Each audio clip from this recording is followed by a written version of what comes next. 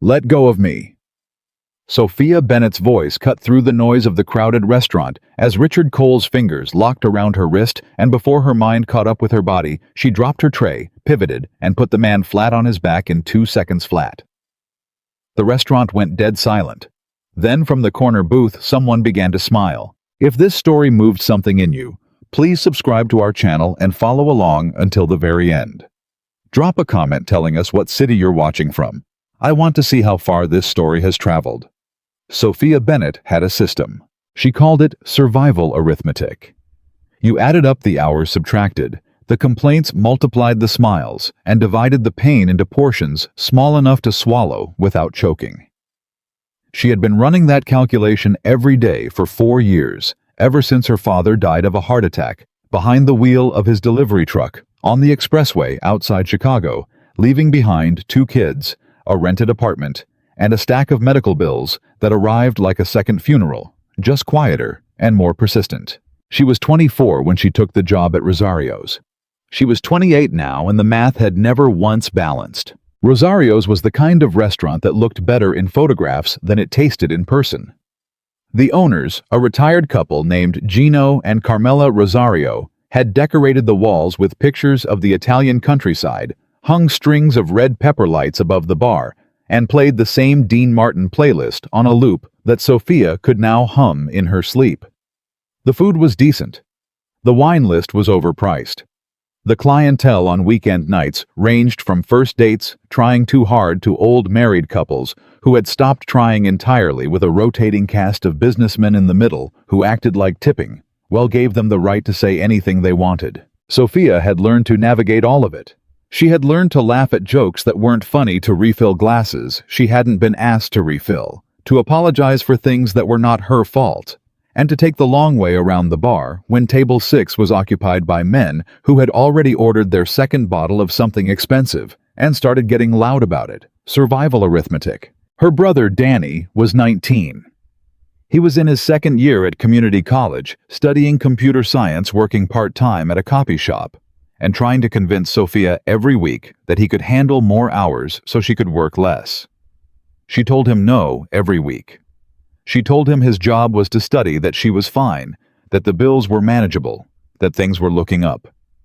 She had been telling him those same 3 lies in rotating order since their father died, and Danny, to his credit or to his grief, had chosen to believe them because the alternative was too heavy to carry. The truth was that their father's hospital bills had been settled finally after 3 years of payment arrangements and 1 intervention from a legal aid organization that had reduced the balance by 40%.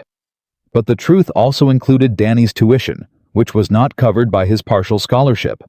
And the truth included their landlord raising the rent by $200 because the neighborhood was improving, which meant that people with more money than them were moving in, and they were expected to absorb the inconvenience gracefully. Sophia was not graceful about it in private. She was furious in private.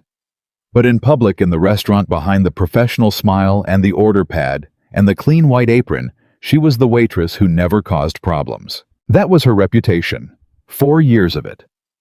Gino had told her once with genuine warmth that she was the best employee he had ever had because she never made anything harder than it needed to be.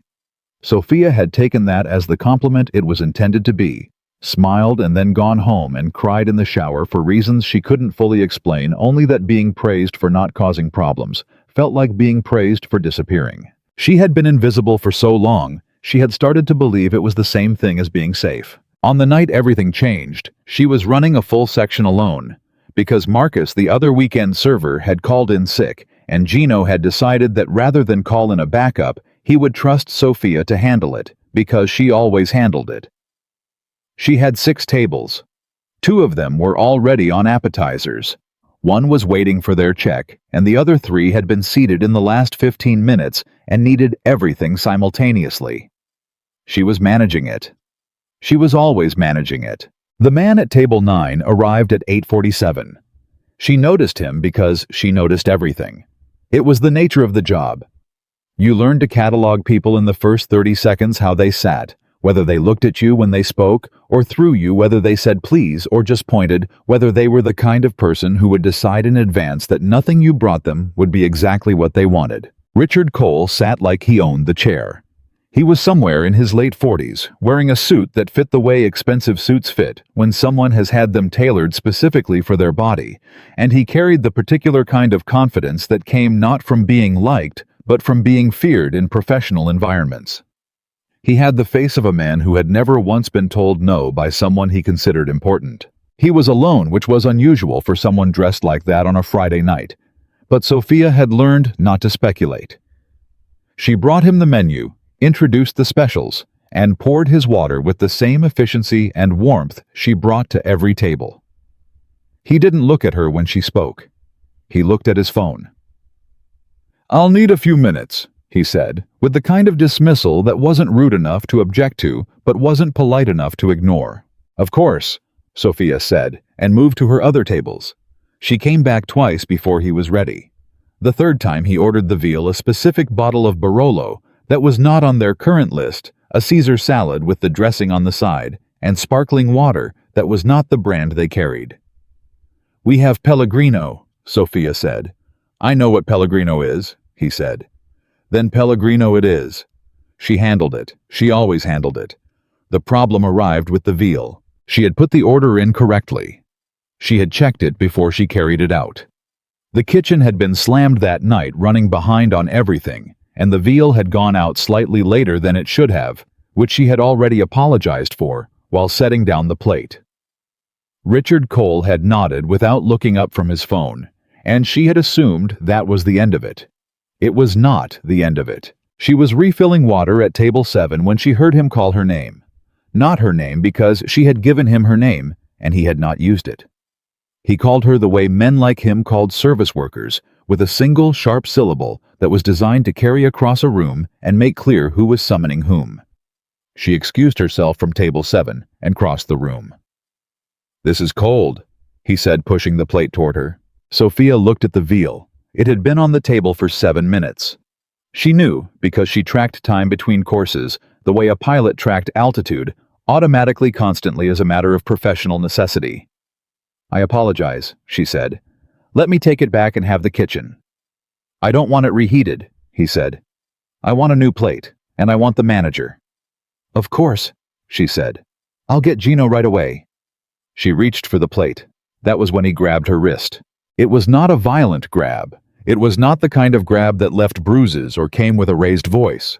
It was the casual, possessive grab of a man who had decided that she had not yet been stopped enough times, that she needed one more moment of his displeasure before she was dismissed. "I'm not finished," he said. The restaurant did not go quiet immediately. It happened in ripples. The couple at table 8 looked over. The group at table 5 paused their conversation. The bartender, Marco, stopped polishing the glass he was holding. Sophia felt the fingers around her wrist, and something happened inside her that she would later struggle to describe accurately. It was not anger exactly. Anger was hot, and what moved through her in that moment was actually very cold. It was cold, and it was clear like water in January, and it came from somewhere older than the restaurant, older than the job, older than 4 years of survival arithmetic, and smiling at people who looked through her. It came from somewhere she had buried a long time ago. Sophia Bennett, before she was a waitress, before she was a grieving daughter and a responsible older sister, before she was the employee who never caused problems, had spent 3 years training in Krav Maga. Not for sport. Not for exercise. Her father had insisted on it after she was followed home from school at 16, and he had driven her to class himself every Tuesday and Thursday until she had achieved a level of competency that satisfied him. She had stopped training the year he died, because she couldn't afford the gym membership, and because she had been too tired for too long to think about anything beyond the next shift. But the body remembered what the mind let go. She didn't plan it. She didn't calculate it. She didn't decide. Her wrist turned inward, breaking the grip. Her free hand came up and across, not violently, but precisely the kind of controlled movement that redirected momentum rather than creating it. Richard Cole, whose expensive suit and tailored confidence had never prepared him for someone who knew exactly what to do with a body that was trying to control hers, found himself in a position that his body had not been designed to resist. He sat down. On the floor. Between his overturned chair and the table with his hand pressed flat against the tile and his expression cycling through shock and disbelief, and something that might eventually become humiliation. The restaurant went completely still. Nobody moved. Nobody spoke. Even the Dean Martin track seemed to pause, though it didn't, because Gino's ancient sound system was not sensitive to dramatic moments. Sophia stood very still, breathing slowly, her hands at her sides. She was aware of everything with a clarity that felt unusual. The weight of the tray she had set down on the adjacent table. The position of every other person in the room. The temperature of the air near the kitchen pass-through. The fact that Marco had put down his glass and was standing very straight at the bar. And the man in the corner booth. She had clocked him when he arrived about 40 minutes ago, because he was the kind of person you noticed without understanding exactly why. He had come in alone, which was not unusual, but he had not been shown to a table by the host. He had simply chosen the corner booth in the back section that was technically reserved for parties of 4, and he had sat in it with the ease of someone who understood instinctively that the rules of a space were arranged around his preferences rather than the other way around. He was not young, but he was not old. Somewhere in the space between where the lines that life drew on a face started to tell a story rather than just announce the passage of time. Dark hair a little longer than the current professional standard. A suit that was actually better than Richard Cole's suit, but worn with considerably less effort, as if the clothes existed to serve him rather than to announce him. He had spent most of the evening on a phone call that she had gathered from fragments was about something financial and complicated. He had ordered only coffee, which he had barely touched, and had declined the menu twice. He had, as far as Sophia could tell, been the only person in the restaurant who was paying attention to table 9 in the moments before everything went sideways. And he was smiling now, not a laugh, not the performative expression of someone enjoying someone else's embarrassment. It was a quieter thing than that, the kind of smile that appeared when something confirmed a theory you had been developing without being entirely sure it was right. Gino appeared from the kitchen. He had heard the noise or felt the shift in the room's energy, and he arrived with the face of a man preparing to absorb whatever had broken. He looked at Richard Cole on the floor. He looked at Sophia. He looked back at Richard Cole. "What happened?" he said, though the question was directed more at the room than at anyone specifically. Richard Cole was getting to his feet. His composure was returning in layers, the shock retreating, the anger advancing to fill the space it left. He straightened his jacket. He looked at Sophia with the expression of a man assembling his next sentence with great care. "Your waitress," he said, "just assaulted me." Gino turned to Sophia. She met his eyes steadily and said nothing. The silence was not defiant. It was simply the silence of a person who had learned that the first word spoken in a confrontation often determined more than the facts did. "I saw what happened," Marco said from behind the bar. Everyone looked at him. Marco was 26 and had worked at Rosario's for 2 years. He was generally the most quiet person in any room, which was an effective professional quality in a bartender. But he put the glass down very deliberately and said, He grabbed her wrist. She defended herself. Richard Cole's jaw tightened. "That is a grotesque mischaracterization of, I also saw it." The voice came from the corner booth. The man had not stood up. He had not raised his voice to carry it across the room. It had carried itself the way certain voices did, not by volume, but by weight. Every head turned toward him. He was looking at his coffee cup, and then he looked up, and his eyes, which were very dark and very calm, moved to Richard Cole. "You grabbed the young woman's wrist," he said. She responded appropriately. "That's what happened." Richard Cole stared at him. There was a hierarchy of power in rooms like this, invisible, but felt, and everyone present could feel that this man occupied a level of it that Richard Cole, for all his tailored confidence, did not. It was not about the suit, or the corner booth, or the voice. It was something else, something more fundamental, and it arranged the room around him without his having to do anything about it. "Do you know who I am?" Richard Cole said.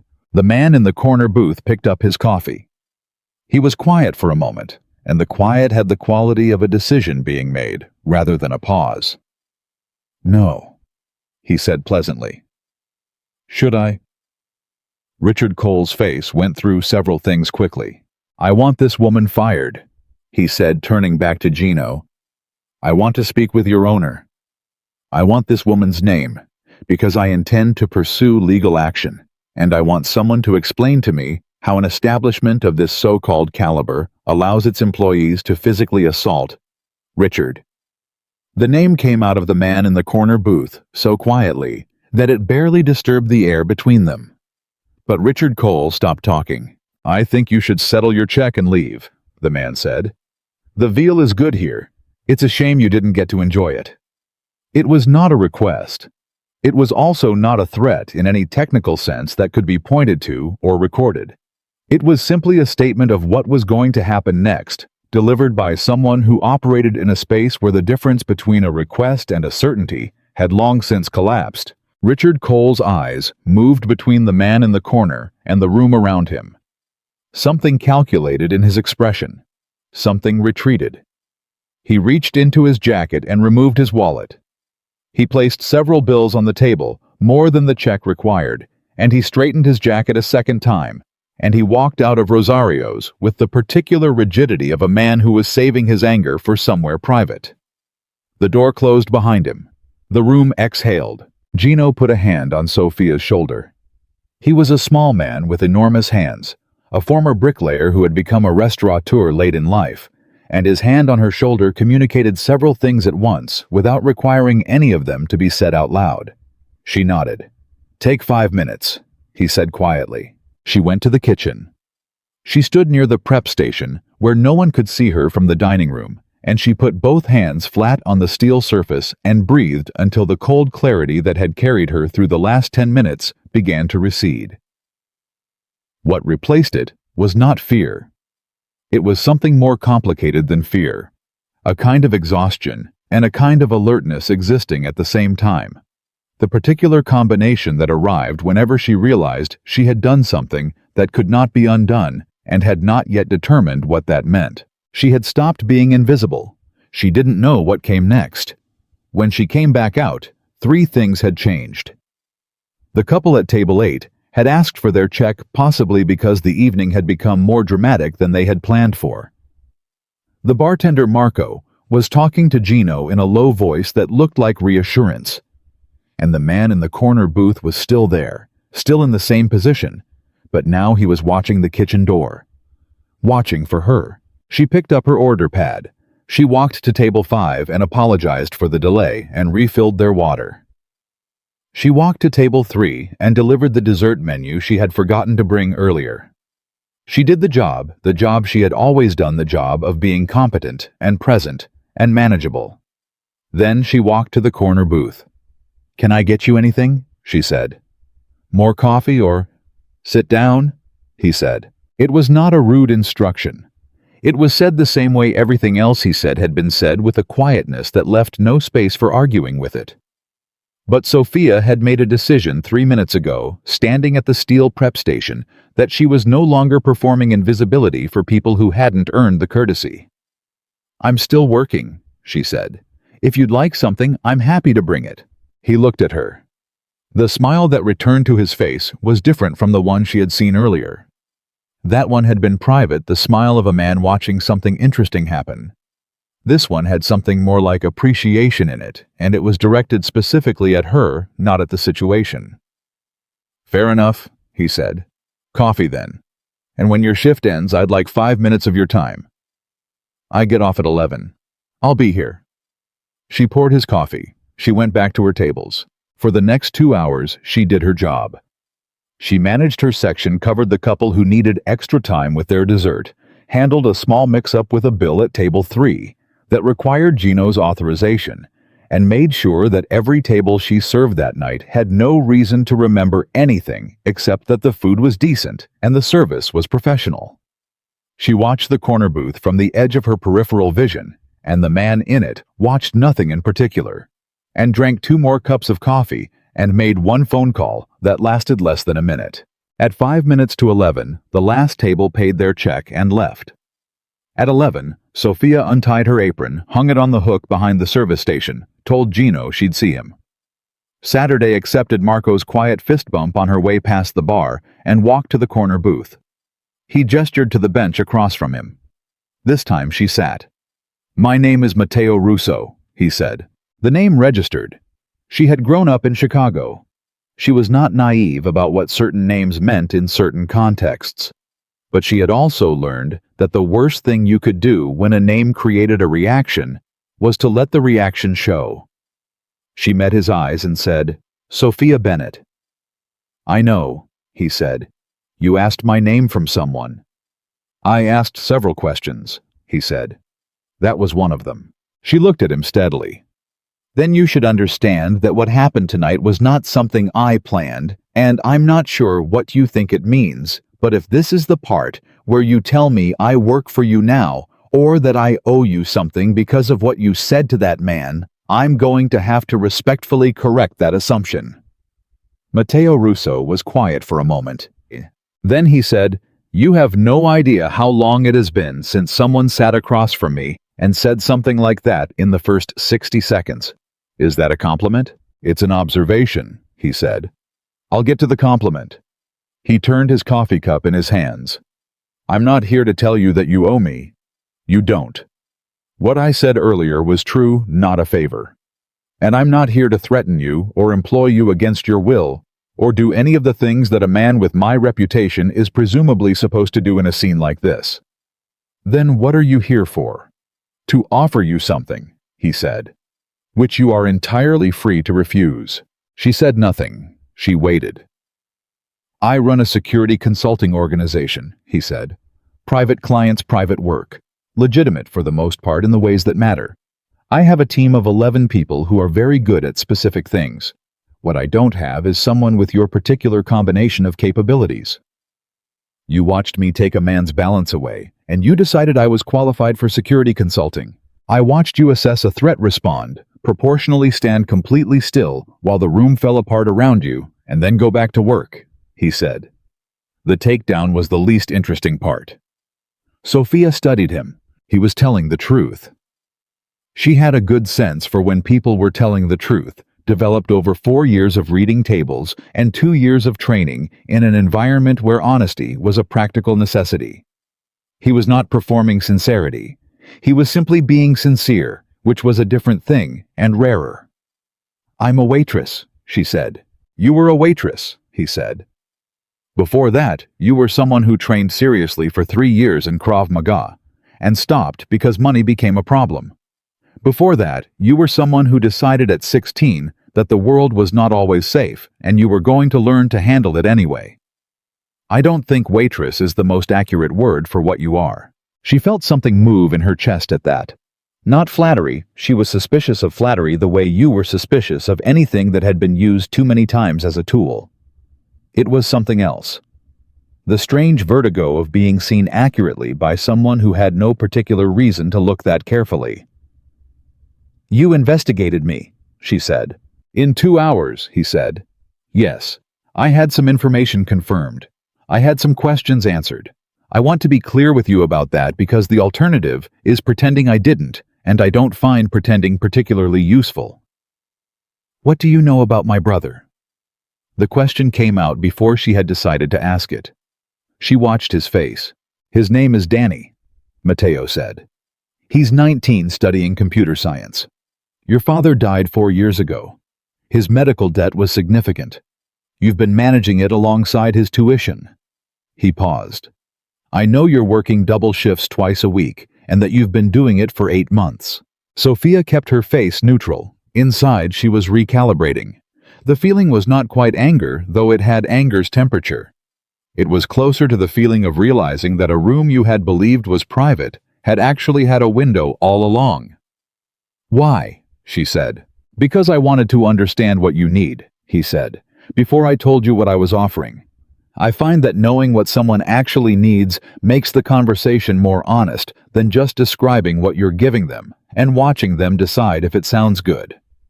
"And what do you think I need?" "Stability," he said. "Enough income that your brother doesn't have to cut his hours. Enough security that you stop doing calculations about which bill gets paid this month and which one waits. And possibly, though I could be wrong about this, something that asks more of you than smiling at people who don't look at your face." The booth was quiet. From the kitchen came the sounds of the end-of-night cleaning, the clang of pots, the rush of the industrial sprayer, someone laughing at something private. Sophia put her palms flat on the table. It was the same thing she had done in the kitchen earlier. A grounding gesture. She wasn't entirely aware she had developed the feeling of something solid and cold when her mind was moving very fast. "You're asking me to work for the Russo organization," she said. "I'm asking you to work with me," he said. "The distinction matters." "Does it?" "To me," he said. "Yes." She looked at him for a long moment. She was doing what she always did when she needed to read a table, not looking for what someone was showing her, but for what they were carrying underneath it. The thing about Matteo Russo, she was beginning to understand, was that what he was showing and what he was carrying were closer to the same thing than she had expected. He was not performing power. He was not performing generosity. He was not performing anything, as far as she could tell, which was either the most honest thing she had ever encountered in a man with his reputation or the most sophisticated deception she had come across in her 28 years. She decided in the particular way she always made decisions, not by calculating the risk, but by trusting the clarity that she would find out which one it was. "I'll hear the details," she said. "I'm not agreeing to anything." "I wouldn't expect you to," he said. "And I have conditions." He looked at her with that quiet attention again, the kind that didn't rush toward the next thing, but stayed with what was happening right now. "Of course you do," he said.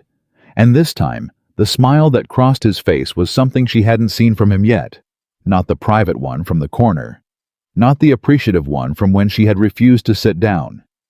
Something warmer than either and more careful, as if he was treating it with the particular caution reserved for things that could break. "Tell me your conditions," he said, "and then I'll tell you everything." She leaned forward slightly, her hands still on the table, and for the first time in 4 years in this restaurant, where she had made herself invisible and manageable, and small enough to fit inside someone else's comfort. Sophia Bennett felt the strange electric sensation of the world leaning back toward her. She began to speak, and in the corner booth of a restaurant that smelled like garlic and old wine, and Dean Martin on an endless loop on the night that a poor waitress had finally refused to be grabbed. Something began that neither of them had a name for yet. But it had started, and nothing that starts like that ever stays small. The conditions Sophia laid out that night were not complicated, but the way she delivered them told Matteo more about her than anything his people had assembled in 2 hours of quiet investigation. She did not negotiate. She stated her brother Danny would not be contacted, approached, investigated, or in any way made aware of her professional relationship with Matteo's organization. He was not a bargaining chip, not a vulnerability to be managed, and not a footnote in any file. He was off the table entirely, and if that was a problem, then the conversation was already over. She would not carry a weapon. Not because she couldn't, but because she had decided at 21 that she would never again be in a position where another person's choices forced her to make that kind of irreversible decision. She would use what she had, her eyes, her training, her ability to read a room. And if the work required more than that, she needed to know that up front. She would not lie about who she was to people she cared about. She could be discreet. She could maintain professional confidentiality, but she would not construct a false life and ask the people who loved her to live inside it. Matteo listened to all 3 conditions without interrupting, without the particular kind of careful nodding that men used when they were waiting for someone to finish so they could explain why the conditions were inconvenient. He listened the way you listened when you were actually taking something in rather than processing it for a counteroffer. When she finished, he said, "Agreed. Just that. No qualifications. No fine print delivered in a tone so casual it almost slipped past." Sophia studied him for another moment. "You agreed very quickly," she said. "Your conditions are reasonable," he said. "More than reasonable. They tell me you understand what you're protecting." He turned his coffee cup again, a habit she was beginning to recognize as the physical equivalent of measured thinking. "The only thing I'd ask in return is the same honesty. If something in the work becomes something you can't do, I need you to tell me before it becomes a problem, not after. I can do that. Then we have a basis, he said. Let me tell you what the work actually looks like. He spent the next 40 minutes explaining it in terms that were specific and unromantic, which she appreciated. There were 12 active clients at any given time, a mix of corporate and private.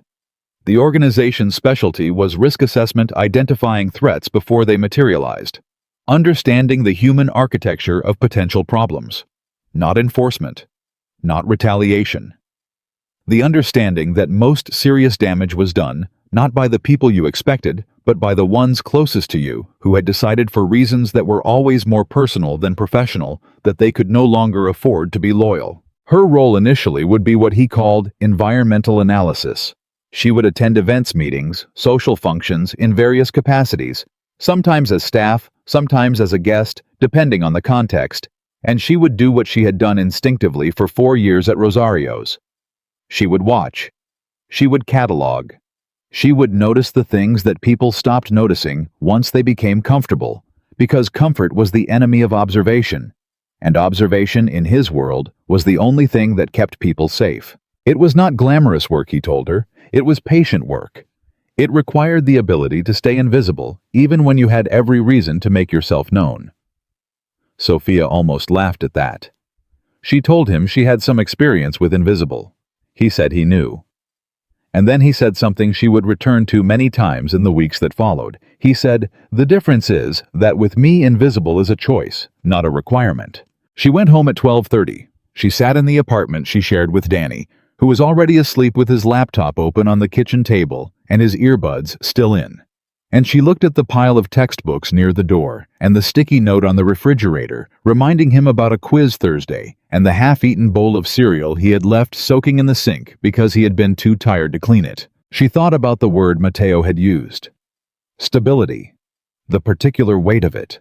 The way it sounded like something you built slowly over a long time, brick by brick, and how she had been trying to build it for 4 years with materials that kept giving out. She thought about Richard Cole's fingers on her wrist. She thought about the cold clarity that had moved through her. She thought about what it meant that her body had remembered something she had thought she left behind. She did not sleep well, but she made her decision before morning. She called the number Matteo had written on a card that was plain white, with nothing on it except 10 digits, and started work 3 days later. The first month was not what she had expected, and she had been careful not to expect much. She attended a corporate dinner as a catering staff member, serving canapés to 30 people, while cataloging their interactions and filing a report the next morning that identified 2 individuals whose body language and proximity to the client suggested a level of coordinated social pressure that warranted monitoring. Matteo read the report and came back with 2 follow-up questions that told her he had read it very carefully. The individuals were subsequently found to have been quietly building a case against the client's board position using information they should not have had access to. The client was given time to prepare. She attended a private auction as the +1 of a man named Gregory, who was one of Matteo's people, and who had the pleasant, unreadable face of someone who had spent years in environments where being pleasant and unreadable was a professional survival skill. Gregory talked about art when he needed to talk about something. He told her afterward that she was the best new person he had worked alongside in 3 years, because she had identified the planted bitter in the room in under 20 minutes and had not done anything about it, which was correct. You never did anything about it yourself. You reported and let the information do the work. She handled 4 more assignments in that first month, each one different, each one requiring a specific kind of patience and attention, and at the end of it, Matteo called her into the office. He kept in a building in River North that looked from the outside like a mid-level law firm, and from the inside like a place where serious decisions were made by people who had learned not to look serious while making them. "You're good at this," he said. He wasn't looking at her. He was looking at the file on his desk, but she was learning to read him, the way she read tables. Not from the surface, but from what was underneath it, and underneath the flat delivery was something that was not quite surprise, but was close to it. As if he had expected her to be competent and discovered she was something beyond that. "I've been doing a version of this for 4 years," she said. "I just didn't have a name for it." He looked up at that. Reading people in a restaurant. Reading people everywhere. It's the same skill. The environment is different. The stakes are different. But the reading is the same. He was quiet for a moment. Then he said, "I'm moving you to active integration." She raised an eyebrow. "That was fast. You were ready when you walked in," he said. The first month was confirmation, not development. He closed the file. "It means you'll be working closer. More access to client information, more direct involvement in assessments. It also means you'll be meeting the core team." She had gathered from context that there were people around Matteo who had been there for years. She had not met them yet. Gregory had told her without being asked that the core team was small and that Matteo was meticulous about who came into it, and that the last person who had been brought in at that level had waited 6 months for the invitation. She had been there 4 weeks. She said, "Should I be reading anything into the timeline?" Matteo almost smiled. "You should read nothing into anything until you have enough information. That's the first rule." And the second rule? The second rule is that the person who appears least dangerous in a room is almost always the most important one to watch. She thought about that. "You were watching me before Richard Cole grabbed my wrist," she said. "Yes." "What were you watching?" He considered the question with the same weight he seemed to give all questions, as if every answer was worth the full cost of its accuracy. "The way you managed the table dynamics in your section," he said. "You had 6 tables with competing needs, and you prioritized them in a sequence that was not about efficiency. It was about psychology. You understood who needed to feel attended to in order to stay calm, and you addressed those people first, even when the logistical sequence suggested something different." He paused. "That's not something you learn from a training manual. That's something you develop because you've spent a long time paying attention to what makes people feel safe or unsafe." She was quiet. She had never thought of what she did at Rosario's in those terms. She had thought of it as managing chaos, surviving shifts, staying invisible. She had not thought of it as a skill. She had not thought of it as something that could be transported into another world and remain valuable there. She thought about what Matteo had said on the first night. "The difference is that with me, invisible is a choice." She was beginning to understand what he meant. The core team had 8 permanent members, not counting Matteo himself. Sophia met them over the course of a week in a conference room that was also used apparently as the place where the serious version of every conversation eventually landed, because it was the room farthest from the street, and the windows didn't face anything useful to anyone watching from outside. There was Lena, who was 43, and had spent 12 years with a federal agency that she referred to only as the agency, and whose skill was financial pattern recognition so precise that she once described the emotional state of a corporate target by analyzing 6 months of small purchase receipts. There was Dominic, who was built like something that had been assembled for a specific purpose, and had the gentle manner of a man who had learned that appearing gentle was its own form of power. There was Priya, who was 30, and whose digital forensics capability was described by Gregory as the ability to read the internet the way a surgeon reads a body. There were 4 others, each of them specific and competent, and possessed of the particular social ease that came from a life of being exactly good enough at everything that they required no performance. They were polite to her, professionally warm. She did not mistake this for acceptance, and she understood that she wasn't supposed to. Dominic was the one who spoke directly. He found her in the break room on the second day and poured himself coffee and said without preamble, "I have questions about your Krav background." "Ask them," she said. 3 years is enough to be functional," he said. "It's not enough to be reliable under real pressure. The situation at Rosario's worked because the element of surprise was in your favor and the subject wasn't trained." "You're right," she said. He blinked. She suspected he had been expecting defense. "I'm functional," she said. "I know the limits of functional. I don't plan to overestimate it." He studied her. "What do you plan to do about those limits? What do you recommend?" He told her. 2 sessions a week with a trainer he trusted, not Krav this time, but a mixed approach that addressed the gaps in her existing framework. She agreed without the need for the conversation to go further. He nodded once, the professional nod of someone who had been given sufficient information to recalibrate their assessment, and left the break room. By the end of the second week, she was training twice a week. By the end of the month, Dominic had stopped being politely guarded and started being directly communicative, which she understood was the highest register of professional respect in a person built the way he was. Lena came around more slowly. Lena operated on a longer timeline when it came to trust, something Sophia discovered, not from anything Lena said, but from the way she watched, which was similar to the way Sophia watched, and recognition moved between people like that, without needing a formal introduction. One afternoon, Sophia was reviewing client documentation at a desk in the common area when Lena sat down across from her with a coffee and a manila folder and said, "I'm going to show you something. Tell me what you see." It was 6 months of financial records from a mid-size logistics company. Lena had flagged 17 transactions. Sophia went through them without speaking. She went through them again. She put her finger on 9 of the flagged transactions, and 2 that hadn't been flagged. "These 9 I can see the pattern on," she said. "These 2 I can't explain the way you've explained the others, but something's wrong with them." Lena looked at the 2. A very small expression moved across her face. "I flagged those in my preliminary review and then pulled them because I couldn't build a case. I was going to revisit them this week." "What made you pull them from the original analysis?" "They were too clean," Lena said. "Everything else in the pattern had the roughness of real movement. These were smooth. Too smooth looks like evidence removal, but I couldn't find what was removed." "Or," Sophia said slowly, "they're clean because they're the ones someone wanted found. The others are the distraction.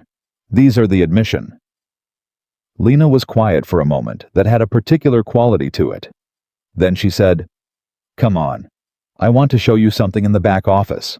That was the moment Sophia understood she had found her footing. But the thing about finding your footing was that the world often chose exactly that moment to shift the ground beneath you. It was a Tuesday, 6 weeks into her active integration, when she came into the office and felt immediately that something was wrong. She had learned the emotional temperature of spaces the way some people learned languages, not by studying the rules, but by immersion, until the patterns lived in her body rather than her brain. The office felt different. The air had a tension that hadn't been there the day before, the particular tension of people who were carrying information they hadn't yet decided how to share. Gregory passed her in the hallway, and his neutral face was a fraction too neutral. Priya was at her desk, and her eyes moved to Sophia, and then away, a micro-movement that, in another context, would have meant nothing, and in this one, meant something was known about her, or concerning her, that she had not yet been told. She went directly to Mateo's office. She knocked. She heard, "Come in," and she came in, and she closed the door. He was at his desk. He had the look of a man who had not slept, which on Mateo was subtle, slightly more still than usual, a particular quality to the quiet around him. "What happened?" she said. He looked at her. He seemed to make a decision. "Sit down," he said. She sat. "3 days ago," he said, "someone ran a very thorough background on you. Not the kind you commission from a search firm. The kind you commission when you want complete information about someone's life for a specific purpose." She felt something cold and direct move through her. "Who?" "We're working on that," he said. "What I know is that the inquiry went into your financials, your family history, your father's death, your brother's school records, and the circumstances around your departure from the restaurant." He paused. "Rosario's had a conversation with someone presenting as a journalist 3 days ago. Gino was asked questions about you." "Gino wouldn't. He didn't say anything damaging. He doesn't know anything damaging. He said you were one of his best employees, and that what happened at the restaurant that night was a matter of self-defense. The person asking seemed less interested in the incident and more interested in what came after it." Sophia heard the implication before he said it. "They know I'm working with you," she said. "They know you exist in connection to me," he said. "Whether they know the nature of that connection is what we're trying to determine." Her mind was already moving. She was already running through the architecture of what she knew about the organization's current clients, the active assessments, the information she had handled in the last 6 weeks. "Do you think this is connected to a current case?" "It's connected to something internal," he said. He was looking at her directly now, and she understood from that directness that what came next was important. "Someone inside this organization ran a search on you using one of our protected systems. Not through an external source, through ours." She felt the weight of what he was saying settle around the room. Someone on the inside. Someone who had access to the organization's systems and had used them to investigate her. Not an external enemy learning about her existence. An internal one examining her from the inside. "How many people have access to that system?" she said. 7, he said. She ran the number. 7 people. She had met 6 of the 8 core team members. She had not yet met the other 2 who she knew existed, but worked primarily off-site on projects she hadn't been briefed into. "You're on that list," she said. Not an accusation, a statement of the complete picture. "I am," he said. "I didn't run the search." "I know," she said. He looked at her. "You know, you already knew everything in my file before I sat down in that booth," she said. "You told me you had it confirmed. Someone ran a fresh search because they didn't have the information yet. You already had it." She paused. "You're telling me this because you want me to know, which means you're not trying to manage the situation away from me. You're bringing me into it." Something moved in his face. Not surprise exactly, but something adjacent. "I need to ask you something," he said. "Ask it." "In the 6 weeks you've been here," he said, "has anyone on the team said or done anything that felt wrong to you, not unprofessional, wrong?" She thought about it carefully. Not quickly. The question deserved the care of a real answer. She ran through the 7 people she knew. Gregory, Dominic, Lena, Priya, the 3 others she had spent less time with. She ran through specific moments, specific conversations, the micro-expressions and the pauses, and the way people behaved in rooms when they thought they weren't being observed. She landed on something. "There's something I noticed," she said. "About 3 weeks ago, I was in the filing room pulling documentation on the Hartley account, and one of the team came in. They didn't see me at first. They went to the second cabinet, the one with the protected client files, and they put their hand on the drawer, and then they heard me and stopped." "Who?" she told him. Mateo went very still. Teo went. Not the stillness of shock, the stillness of something being confirmed that he had hoped would not be confirmed. "Say that again," he said. She repeated it. He was quiet for long enough that the silence took on a shape. "How certain are you?" he said. "I am certain of what I saw," she said carefully. "I can't tell you what it meant. I can tell you the reaction when they became aware of me was not embarrassment. It was calculation." Mateo stood up. He moved to the window. He stood there with his back to her, and in the set of his shoulders she could read something she had not seen from him before. Not anxiety, because she didn't believe Mateo experienced anxiety in its ordinary form, but something like grief. The particular tension of a person absorbing information that damages something they had built and trusted. "How long have they been with you?" she said. 7 years, he said. She didn't say anything.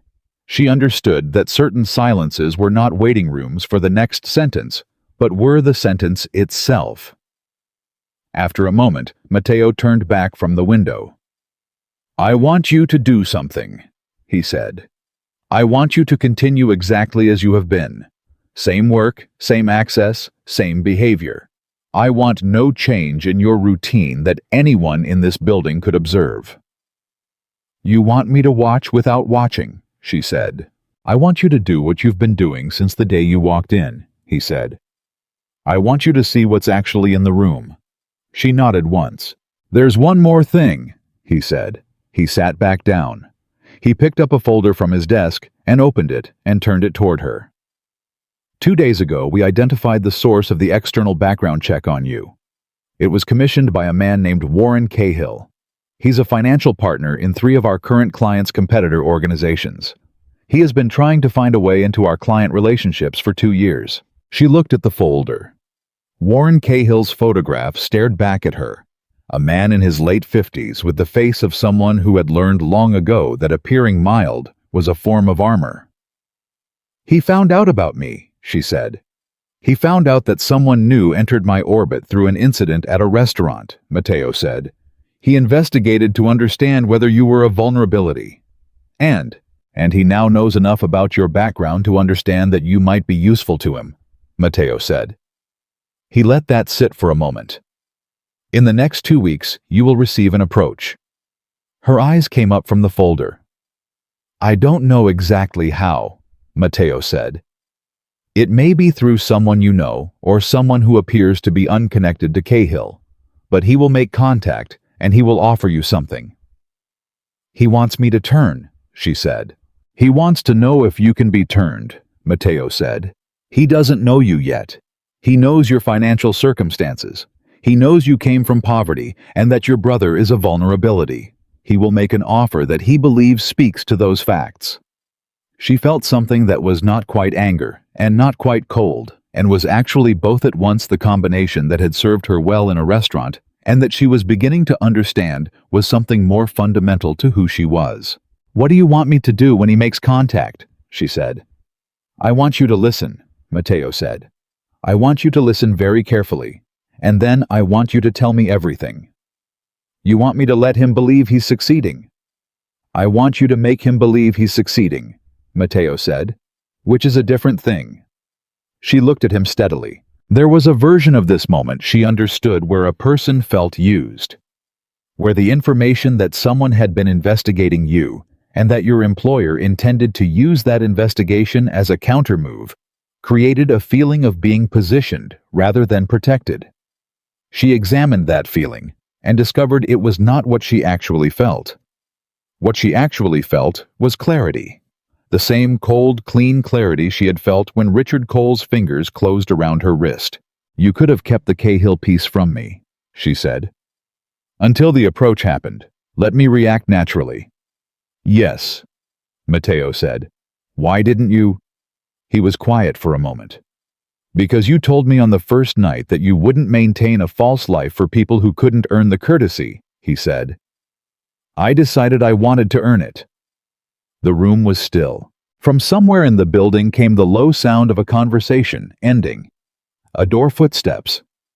The normal sounds of a world continuing to move around a moment that had just shifted something. Sophia picked up the folder. She looked at Warren Cahill's photograph one more time. She thought about her brother's sticky note on the refrigerator, his open laptop, his cereal bowl in the sink. She thought about 7 years. The person who had worked beside Matteo for 7 years and had put their hand on a drawer they shouldn't have touched and had calculated in the half-second of being seen what needed to happen next. She thought about the second cabinet, the protected client files. She put the folder down. "I'll need everything you have on Cahill," she said. "His associates, his patterns, the 3 organizations he's partnered with. Not because I need it for the approach. Because when it comes, I want to understand exactly what he thinks I am, so I can give him exactly enough of it to make him certain." Matteo looked at her. "And I'll need," she said, "to know which file in that cabinet has been accessed in the last 3 weeks. He was already reaching for his phone. She stood up. She was not the same person who had walked into this office 6 weeks ago. She had known that for a while, but the knowing had been quiet. A thing she observed rather than declared. Now it was something different. Now it was operational. She was not the person Richard Cole had put his hand on. She was not the person Warren Cahill had read about in a background file. She was something neither of them had prepared for, and the man behind the desk was beginning to understand with the particular quality of attention he brought to things that mattered, that he had not simply recruited a new member for his team the night he sat in that corner booth. He had changed the shape of everything that came next. He just didn't know yet how much. The approach came on a Thursday, not through a stranger, not through a contact she couldn't trace. It came through Gino, Gino Rosario called her cell at 10 in the morning, which was unusual because Gino communicated the way men of his generation communicated in person or not at all. He said someone had come into the restaurant asking about her. A man named Carl Whitfield, who had described himself as a talent recruiter working with high-end private security firms, and who had left a card and said he'd heard remarkable things about her professional instincts and would love to have a conversation if she was open to it. Gino's voice was careful in the way it got when he was trying to give her information without telling her what to do with it. He had always been that kind of man. He gave you the facts and trusted you to be grown enough to handle them. She thanked him. She told him she'd look into it.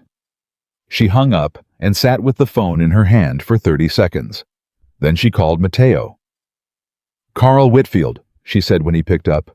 A brief pause. "How long ago?" "Gino called 10 minutes ago. The visit was yesterday afternoon." "Whitfield is Cahill's operations manager," Mateo said. "He does the preliminary contacts. Cahill doesn't move directly until he's sure the target is responsive. So Whitfield is the test." "Whitfield is the door," Mateo said. "Cahill is what's behind it. Call the number on the card. Agree to a meeting.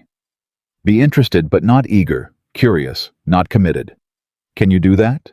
She almost said something that would have been sharp. Instead, she said, "I'll let you know how it goes," and ended the call. She waited until noon to call Carl Whitfield.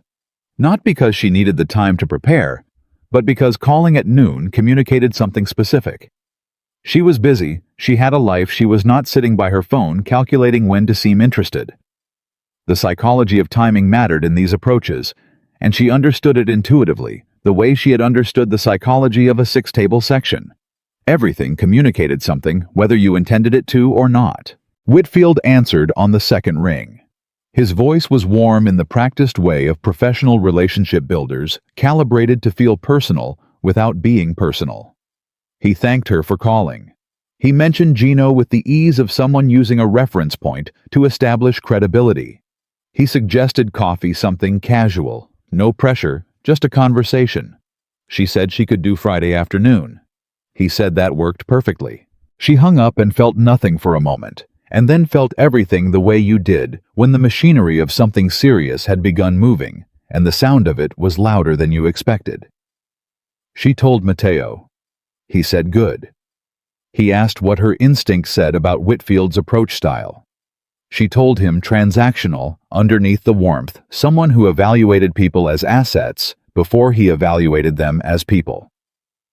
Mateo said that matched what he knew and asked her to trust herself in the room. She said she always did. The rest of that day, she worked on what Mateo had given her: the Cahill file, 3 organizations, 2 years of documented attempts to penetrate their client relationships, each one using a different method, each one failing in a different way. Cahill was patient and methodical and not unintelligent. He operated on the understanding that every organization had a weak point that was not structural but human, a person who had a need that the organization wasn't meeting, and that if you found that person and offered them what they needed before anyone else noticed they were looking for it, you created a loyalty more durable than anything you could buy outright. It was, Sophia thought, not entirely unlike what Mateo had done with her. The difference was the purpose it served. She thought about that for longer than she intended to. That night she went home, and Danny was awake for once, sitting at the kitchen table with 3 textbooks open in a formation that suggested he was studying for something that covered an unreasonable amount of material. He looked up when she came in and said she looked like someone had stepped on her. She said she was fine. He said fine was what people said when they were not fine but didn't want to get into it. She sat down across from him and stole a piece of the toast he had abandoned next to his notebook and said, "How's school?" He talked for 20 minutes. About his systems architecture class, which he loved, and his professor who he thought was brilliant, but communicated it badly, and a group project that had become a study in the specific misery of depending on people who didn't share your investment in the outcome. He talked the way he always talked, when she asked freely with the ease of someone who trusted the person he was talking to.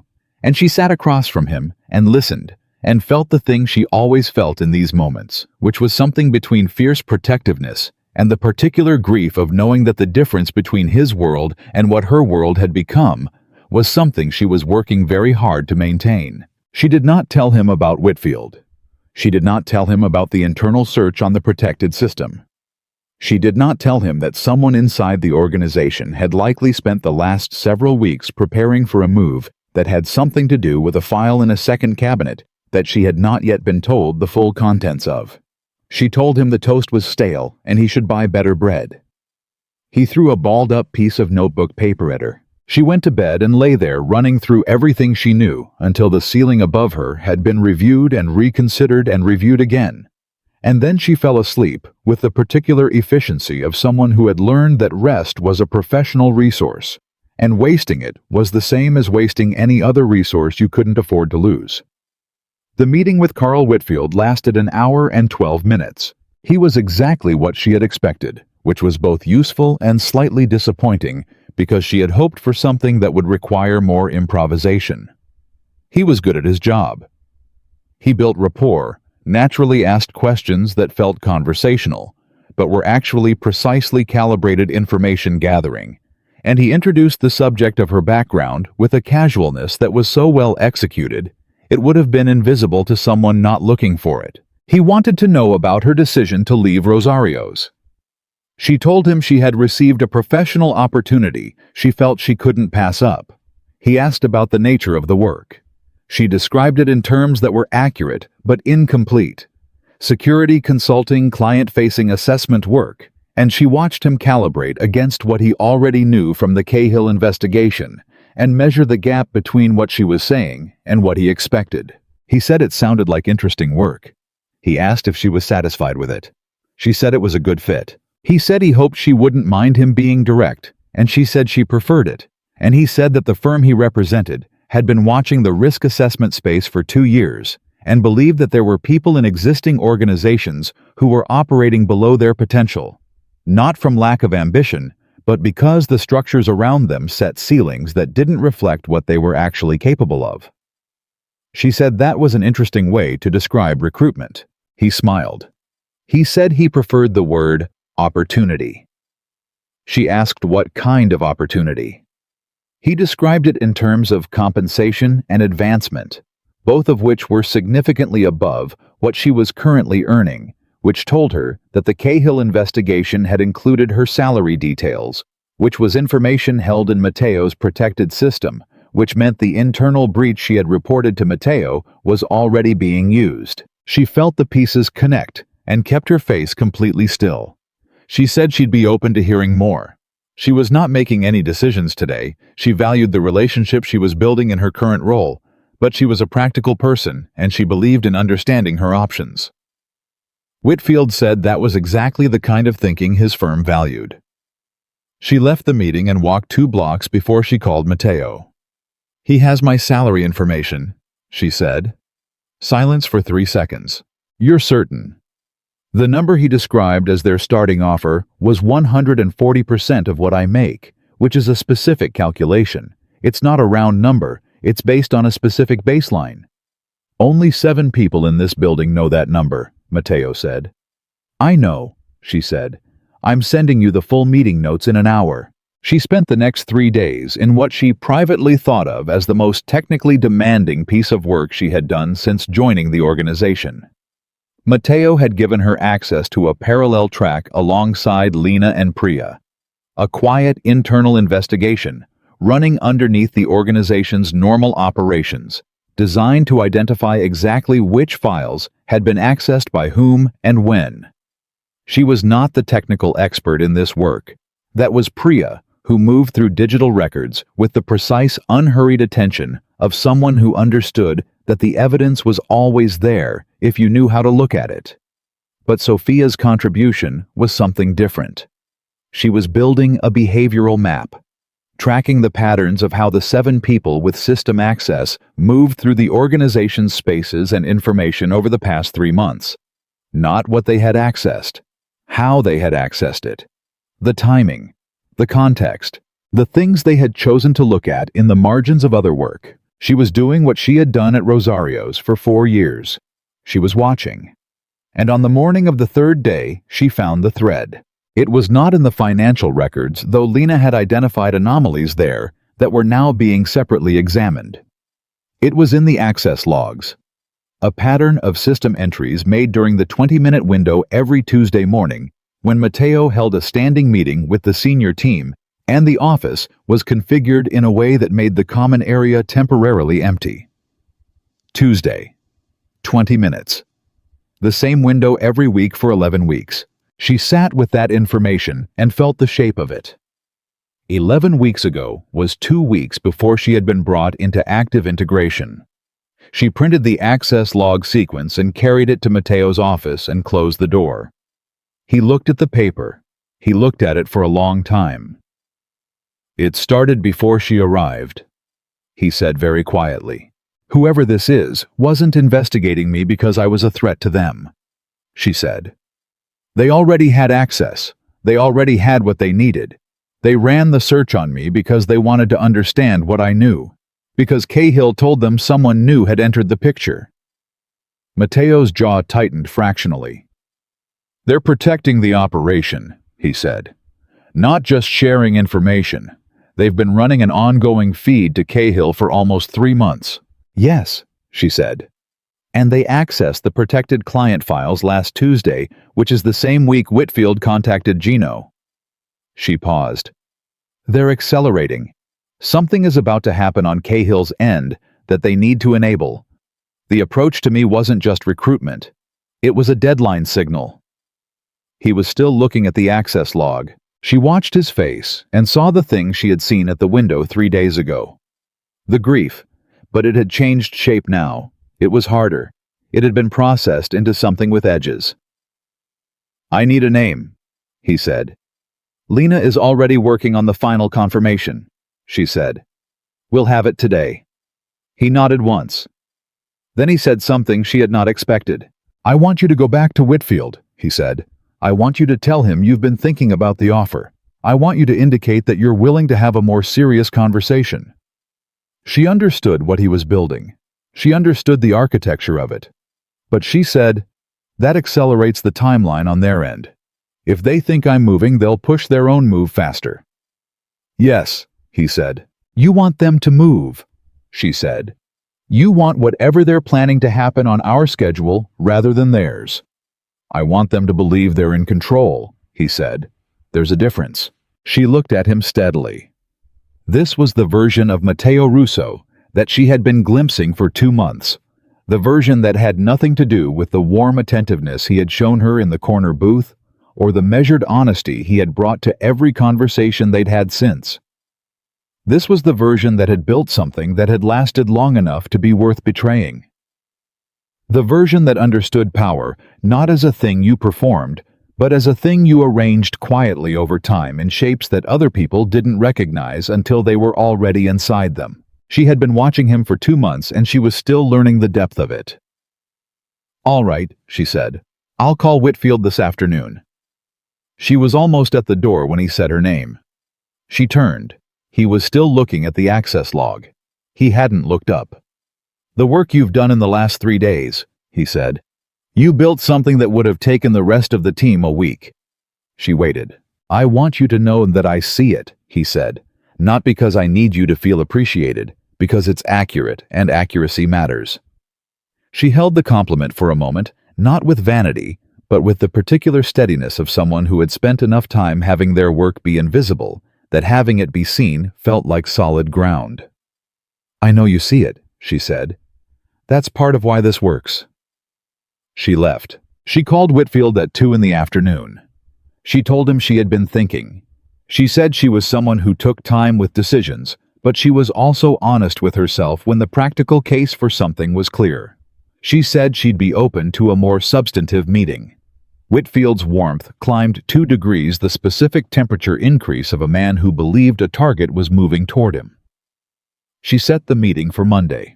The name came from Lena and Priya that evening at 6:45, in the form of a confirmation file that cross-referenced the access logs against individual system authentication credentials and produced a result that had a certainty rating Priya described as higher than 97%. Matteo read it in his office with the door closed. Sophia knew this because she was in the common area when the message came through, and she watched the door to his office stay closed for 11 minutes, which was the longest she had seen it closed when he was in there alone. When it opened, his face was the face of a man who had made the hard decision and was carrying it with the stillness that came after not peace, not resolution, but the particular quality of someone who had decided that the next thing mattered more than the feelings about the last thing. He gathered the team. Not the full team, the 5 people who were not on the list of 7 who had system access. He called them into the conference room, and he told them there was an internal security situation, and that it was being managed, and that what he needed from them in the next 72 hours was their complete and undivided professional presence, because things were going to move quickly. He did not tell them who. He told them why, that someone had been passing client information to a competitor organization, and that the goal was not only to stop the leak, but to understand the full extent of what had been shared and use that understanding to neutralize the damage before it materialized. Dominic asked one question. "Is this person in this room?" Matteo said no. The room absorbed that. Then Dominic said, "Tell us what you need." And that was the end of the meeting. Sophia stayed behind after the others left. "You're not going to tell them who it is until it's over," she said. "No," he said, "because you don't want the reaction before you're ready to manage the consequences.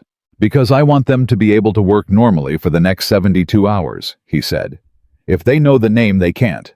The people who have been here the longest can't." He sat back in his chair. "Trust is not a renewable resource. Once it breaks, the shape of it remains in the room. I want this to be over before the shape becomes permanent." She understood. She also understood something she hadn't fully articulated yet, which was that Matteo Russo ran his organization the way she had managed her restaurant section, not by controlling the outcome of every moment, but by understanding the emotional architecture of the space well enough to arrange it toward the least amount of damage. He was, she thought, considerably more like her than either of them had openly acknowledged. The next 48 hours operated at a pace that had its own kind of intensity. Not explosive, but relentless. The way certain rivers moved, not fast in any single moment, but with a momentum that built continuously and didn't rest. She went back through every client file she had handled since her first week and cross-referenced it against the access log to determine what information the internal source could have seen in the margins of her work. She identified 4 client accounts that were potentially exposed. She and Lena built a containment strategy for each one, not alerting the clients because premature alerts created their own damage, but positioning counter-information in the files that would tell them immediately if Cahill's organization made any move based on what had been shared. Priya found the communication channel. It was not email. It was not a messaging platform. It was a series of document revisions made to shared files in a cloud storage system that existed nominally for a different purpose. A workspace used for large format proposal documents where changes to specific sections of specific files carried encoded information that only meant something if you had the decoding key. The elegance of it was genuine. The information was hidden in plain sight in the kind of document revision history that existed in every professional organization, and that nobody read carefully because nobody had reason to. "How long has this channel been active?" Matteo asked when Priya laid it out. Priya said 5 months, 2 months before Sophia had arrived, 3 months before the active integration. Sophia looked at the timeline. 5 months. Something in the arithmetic bothered her the way a wrong number in a restaurant bill bothered her, even when she couldn't immediately see where the error was. She said, "If it started 5 months ago, and I've been here 2 months, and they accelerated after I arrived, then I'm not the reason it started. I'm the reason it changed shape." "Yes," Matteo said.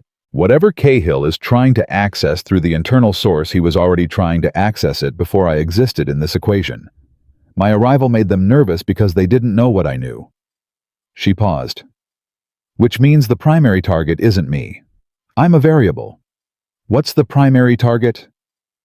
Matteo was quiet. She looked at him. "Tell me," she said. He pulled a file from the drawer of his desk. He placed it on the table. It was thin, not many pages, but the weight of his gesture when he set it down was not consistent with a thin file.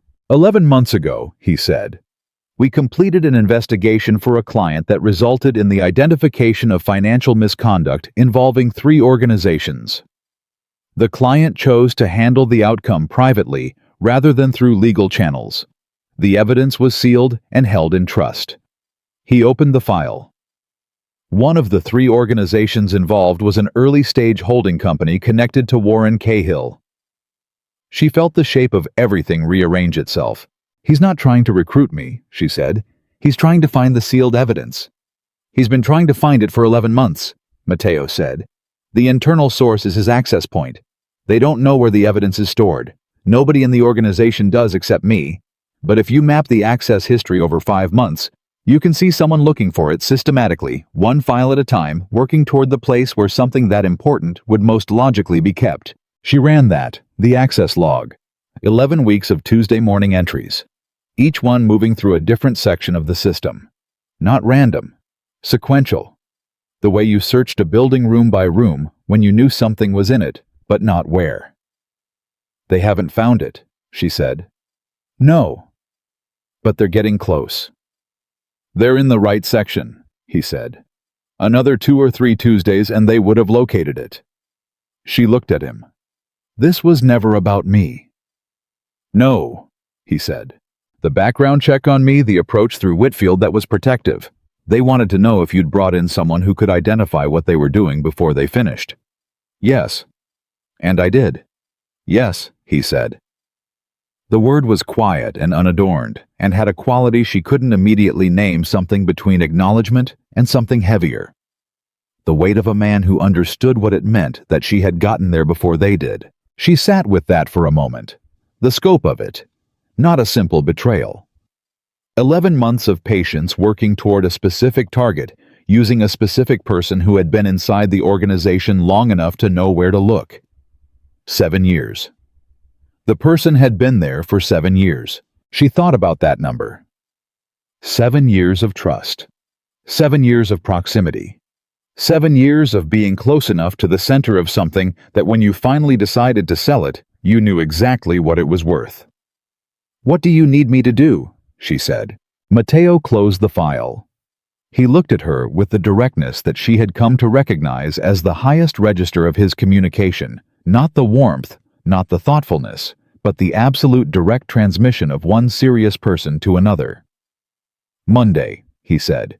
"You're meeting with Whitfield. I need you to give him something." "What?" "A location," he said. "A file location specific enough to be credible, wrong enough to tell us what they do with it." She understood. "A false target.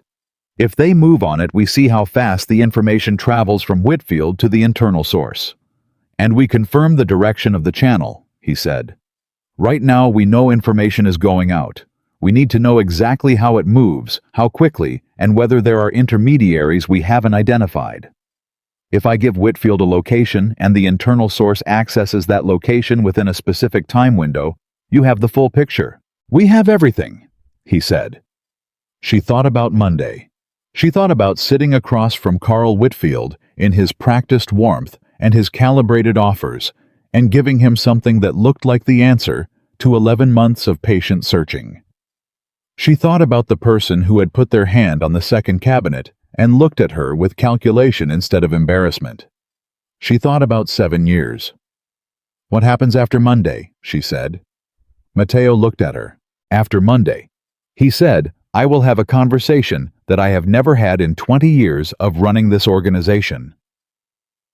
Something moved in his face, something she had not seen from him before. Not the grief, not the hardness. Something older and quieter. The expression of a man who understood that some costs were non-negotiable, and that understanding them didn't make them smaller.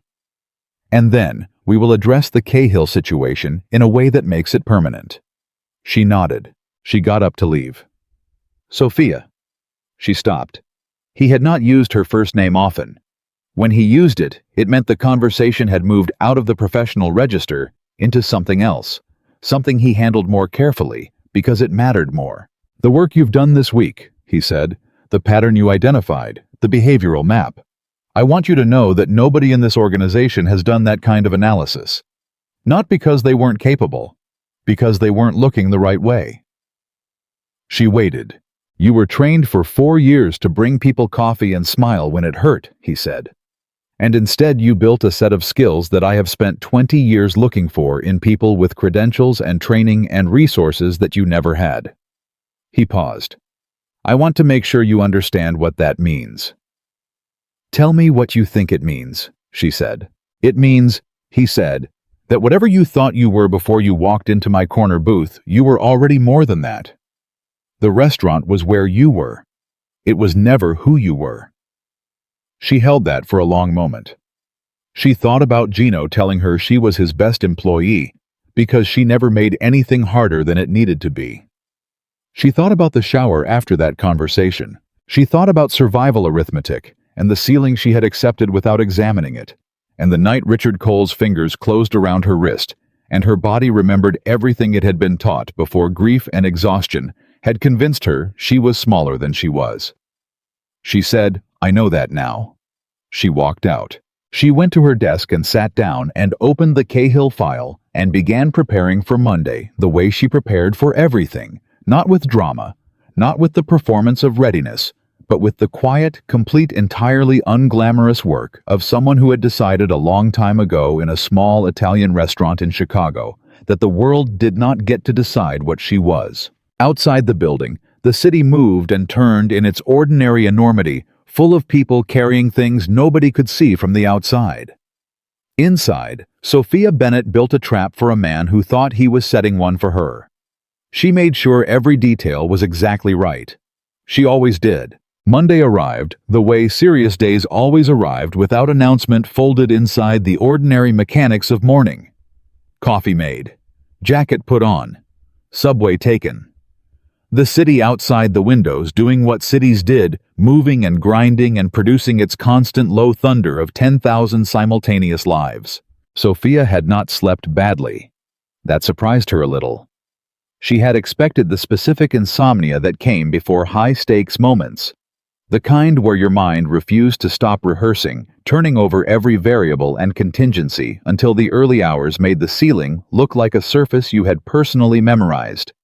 Instead, she had gone to bed at 11:30, laid still for perhaps 20 minutes, and gone under cleanly and slept until 6 without interruption. She thought about that on the subway. What it meant that her nervous system had decided this was manageable. Either she was more prepared than she realized, or she had crossed some threshold in the last 2 months where this kind of pressure had become the register she operated in naturally, rather than an exception to it. She wasn't entirely sure which possibility was more significant. The meeting with Carl Whitfield was at 11. She arrived at the coffee place he had suggested at 10:53 and took a table against the wall with clear sightlines to the entrance, and ordered coffee she didn't particularly want, and waited. Whitfield arrived at 11, exactly, which told her he had been there earlier, and left the professional's version of arriving exactly on time. You showed up, assessed, and re-entered at the precise moment to convey punctuality without eagerness. She filed that away because it told her he was more careful than his warmth advertised. He sat down. He ordered. He did the rapport sequence, asked how her weekend was, mentioned that he'd driven through her neighborhood and thought it was a great area. Said something self-deprecating about the traffic that was designed to be relatable. She matched his register, warm enough to seem open, slightly more subdued than the last meeting, the specific emotional coloring of someone who had been thinking seriously about something and had arrived at a tentative conclusion. He noticed the difference. She watched him notice it. You seem like you've had a thoughtful few days, he said. I have, she said. He let the silence invite her to continue, which was a good technique, and she respected it. She said, I want to be honest with you. I don't make decisions quickly. I've been in situations where I moved before I had enough information, and it cost me. So when I told you last week I was open to a more serious conversation, that was true. But I needed to sit with it. And now I have some questions, she said. And I think the answers will tell me what I need to know. He said, of course, whatever she needed. She asked 3 questions. All of them were real questions. None of them were the question, and they were ordered to build toward a specific emotional destination, the place where she appeared to have moved through her skepticism and arrived at genuine consideration. He answered each one with the ease of someone who had prepared for exactly this conversation, which confirmed that Whitfield's preparation was thorough, and that Cahill had invested real time in mapping what she would need to hear. After the third answer, she was quiet for a moment. She let the quiet do the work of conveying someone making a decision. Then she said, "Can I tell you what my real hesitation is?" He leaned forward slightly. "Please." "I've been in my current role for 2 months," she said. "I'm still learning the full scope of the work. There are things I don't have access to yet." She paused. "But there are things I've been positioned near enough to that I understand their significance, even if I don't have the full picture." Whitfield was very still in the practiced way of someone trained not to react to the approach of important information.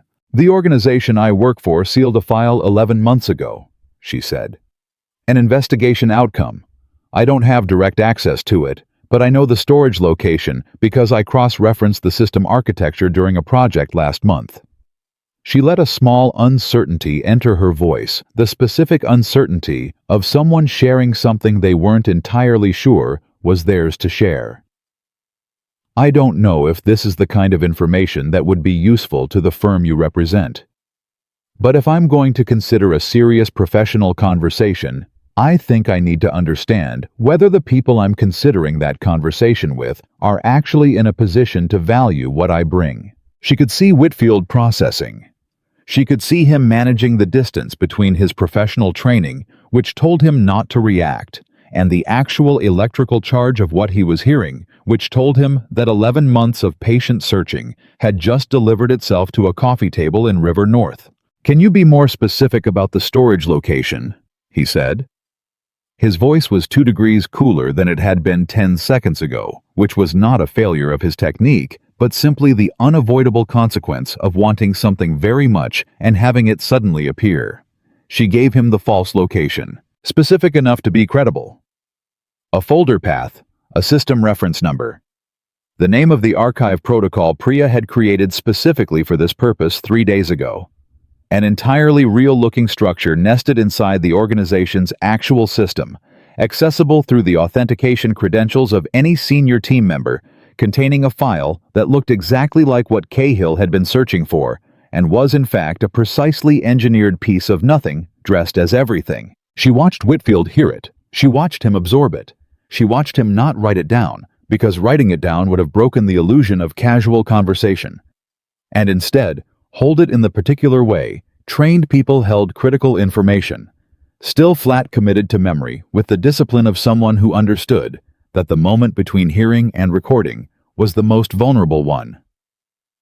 "That's helpful context," he said. The warmth had fully returned, but it was different now. It had the quality of warmth deployed rather than warmth felt, and she had been close enough to both kinds for long enough to know the difference. She said, "I hope I haven't overstepped." He said, "Not at all. I think this conversation has been exactly what it needed to be." They spoke for another 15 minutes about things that didn't matter, and then shook hands and parted ways in the manner of people who understood that the real business had concluded before the small talk began. She walked a block and a half and then stopped moving and stood very still for a moment. Her hands were steady. Her breathing was even. She checked both deliberately the way you checked your footing after crossing uncertain ground. Then she called Matteo. "It's done," she said. She heard him breathe. Just once, a single controlled exhale that communicated several things at once without saying any of them. "Come in," he said. She came in. Priya was already at her system, monitoring the false archive, watching for any access attempt with the particular focused attention of someone waiting for a signal they had no doubt was coming. The only question was timing. If Whitfield called Cahill immediately, and Cahill communicated through the internal source immediately, the access attempt could come within hours. If the channel had more layers than they had identified, it might take longer. Either way, the structure was set, and all they could do now was wait and watch. Sophia sat at her desk and worked on other things.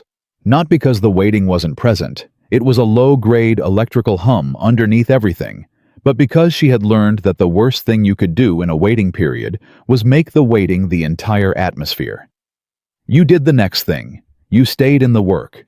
You let the trap be the trap without needing to watch it every second. Lena came and sat beside her at noon and put a container of food on the desk and said, "You need to eat."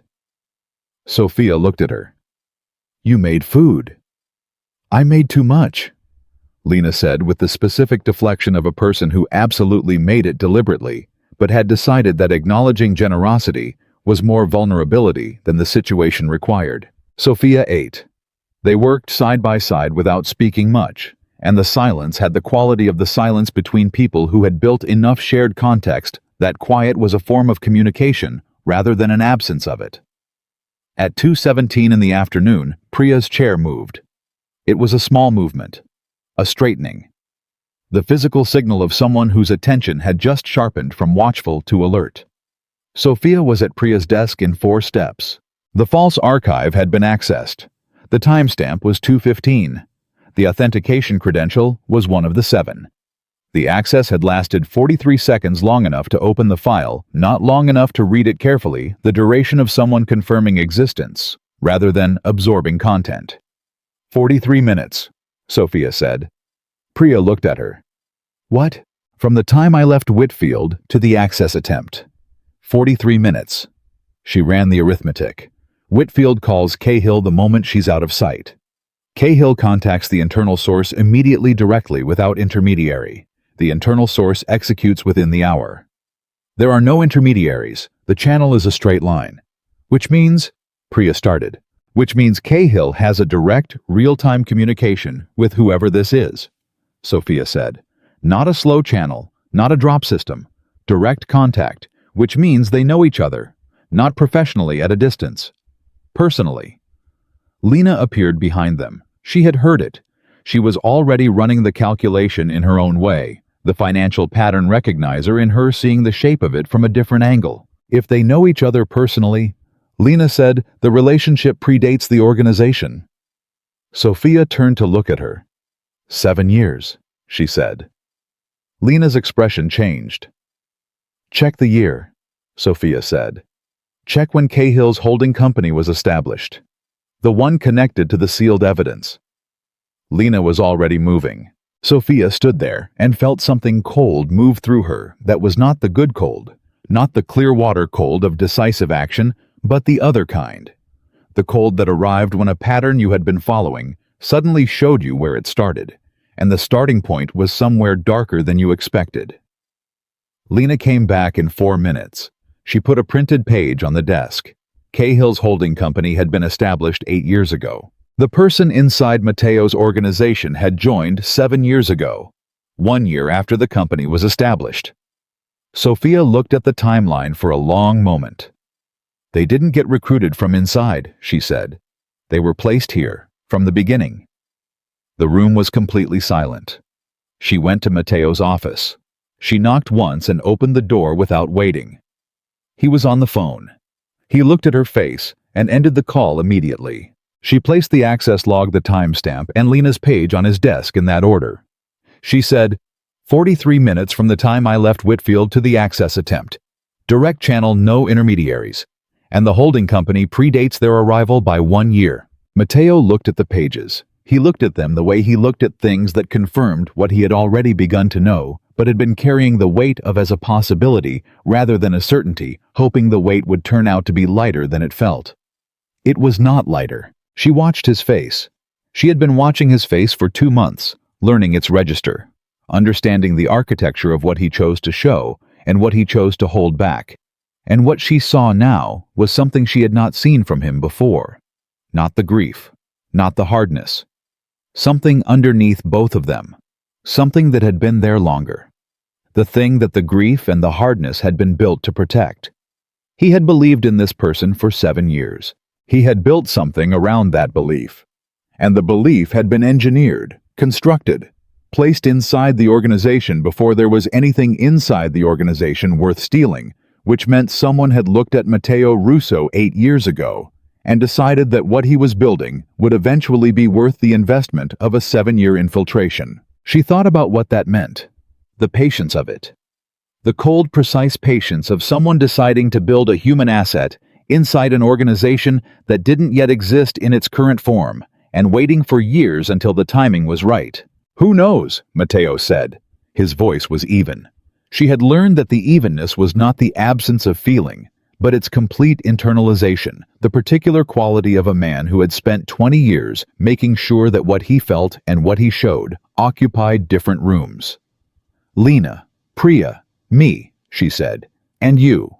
He nodded once. "I want you in the room," he said. She understood what he was saying. He was going to have the conversation today. Not tomorrow, not after additional preparation today, while the timestamp was 43 minutes old, and the false archive had been accessed, and the evidence was complete, and there was no version of delay that served anything except the person who needed to be delayed. She said when, he said now. He made a call from his desk phone.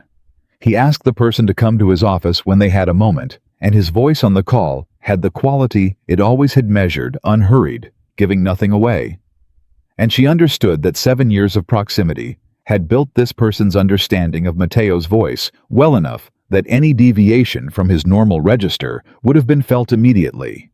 He had given them nothing to feel. She positioned herself in the corner of the office, not behind the desk, not adjacent to it, off to the side, visible, but not central, the place you put someone you wanted in the room, but not in the frame of the primary confrontation. The knock came. Mateo said, "Come in." The door opened, and James Whitmore walked in. James was 41. He had been with Mateo's organization for 7 years. He was the person she had seen with his hand on the second cabinet. He was one of the 7 with system access. He ran the client interface operations, the direct day-to-day contact with the organization's clients, which meant he had proximity to every active relationship and a detailed understanding of every active case. He had an open face. She had noticed that about him in the weeks since she joined.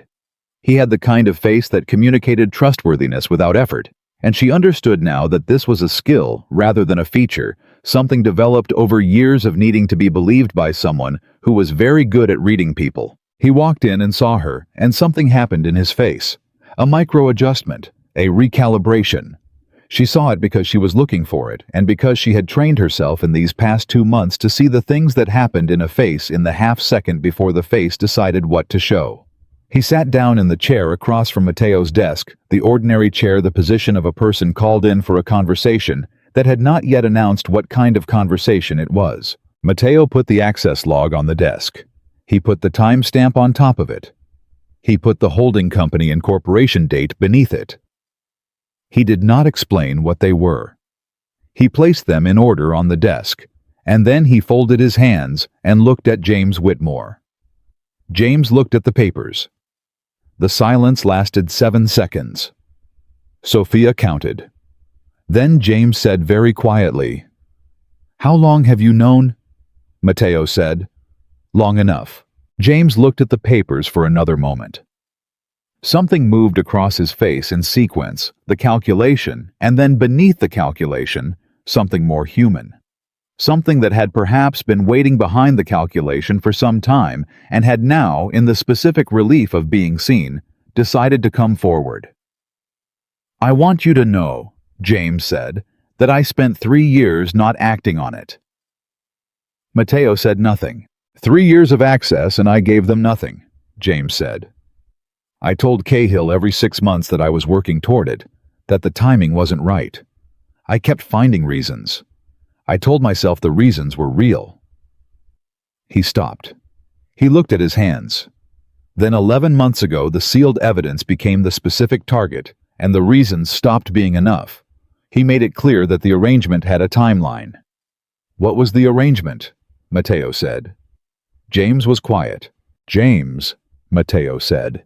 And the way he said the name, the 2 syllables contained something that was not anger and was not coldness. It was something closer to the sound of a person who had been carrying something heavy and had just set it down on a surface that could hold it. James said, "My brother has a gambling problem. Significant debt, the kind that doesn't stay theoretical for long." He stopped. Cahill's people found him 4 years before I started here. They held the debt. They held him. He looked up for the first time since sitting down. I took the job here because it was a good job, and I needed a good job. and 3 months in Cahill made contact. He told me what he had on my brother. He told me what he needed, and you spent 3 years finding reasons not to give it to him, Mateo said. Yes. And then you spent the next 7 months giving him what he asked for. James looked at the desk. Not the sealed evidence. I never accessed that directly. I helped him map the territory around it, which allowed him to search for it himself through the access logs you were generating as cover, Sophia said. James looked at her. It was the first time he had looked directly at her since walking in. She held the look steadily. You built the map, she said. Someone else was using it to navigate. The result is the same. He didn't argue. She respected that. The temptation to argue the distinction between active harm and facilitated harm was real, and she understood its appeal, and she also understood that in the specific accounting of consequences, the distinction collapsed. Mateo stood up. This was unusual enough that both she and James registered it as significant. Mateo operated from stillness. When he stood, it meant something had shifted in the gravity of the room. He walked to the window and stood there with his back to them. Sophia had seen this before at the window, and she knew it was not dramatic positioning. It was the physical expression of a man who needed a moment of not being looked at while he determined what he actually felt beneath the professional management of it. He stood there for long enough that the silence accumulated weight. Then he turned.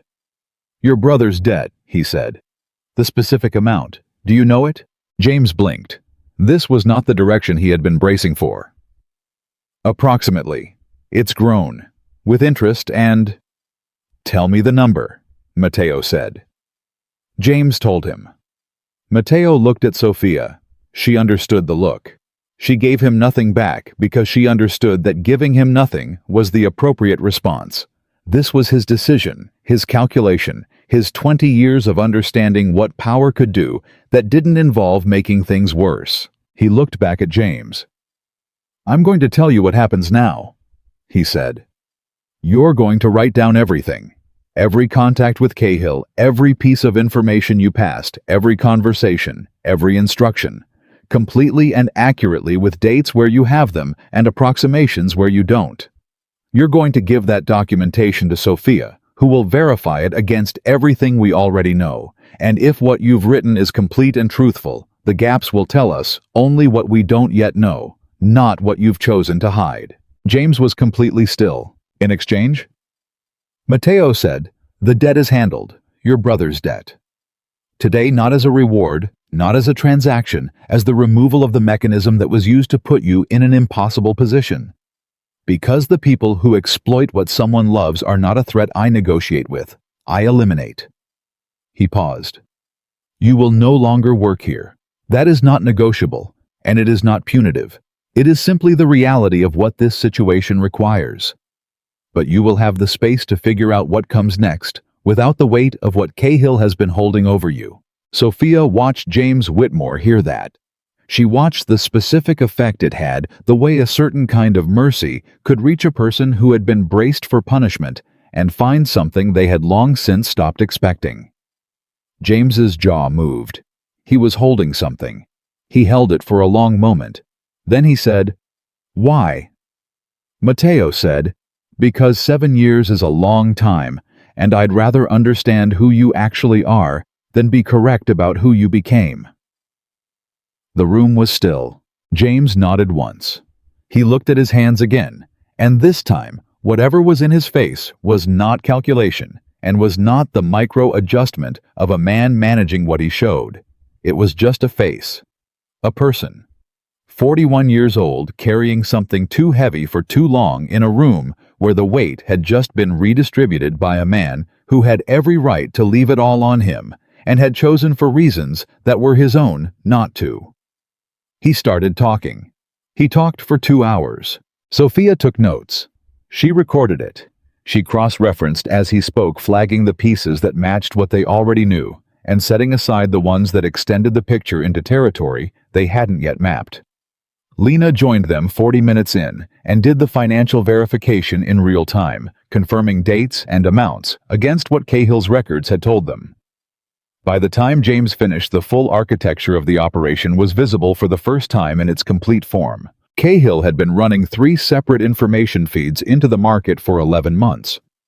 2 of them had used information that came through James. One of them had used information from a completely separate source that had nothing to do with Mateo's organization, a contact inside one of the affected client companies who had been selling information directly without knowing they were part of a larger pattern. The sealed evidence was the end game. Everything else had been leverage building. Cahill was assembling a position from which he could negotiate the destruction of the sealed evidence rather than exposing it himself, using it as a threat rather than a weapon, which was the more sophisticated move and the more dangerous one. When James left with a written agreement that Mateo's people would handle the debt that day, Sophia sat in the chair James had vacated and looked at the documentation on the desk. Mateo sat down across from her. For a moment, neither of them spoke. "You're going to handle Cahill differently than you handled James," she said. "Yes," he said. "Not mercy." "No," he said. "Mercy is for people who got into something they couldn't get out of. Cahill built the thing that trapped them. Those are different problems with different solutions." She understood. "What's the solution for Cahill?" "The sealed evidence goes public," he said. "Not through our client, through independent channels that connect it to Cahill's current operations in a way that makes the connection impossible to argue with." He looked at her. He spent 11 months trying to prevent that evidence from surfacing. The most complete answer is to make that effort pointless. "Using his own acceleration against him," she said. "He pushed the timeline because he was trying to get ahead of us. Now the timeline runs against him because we have the full map. Every move he made in the last 11 months becomes a part of the record," Mateo said.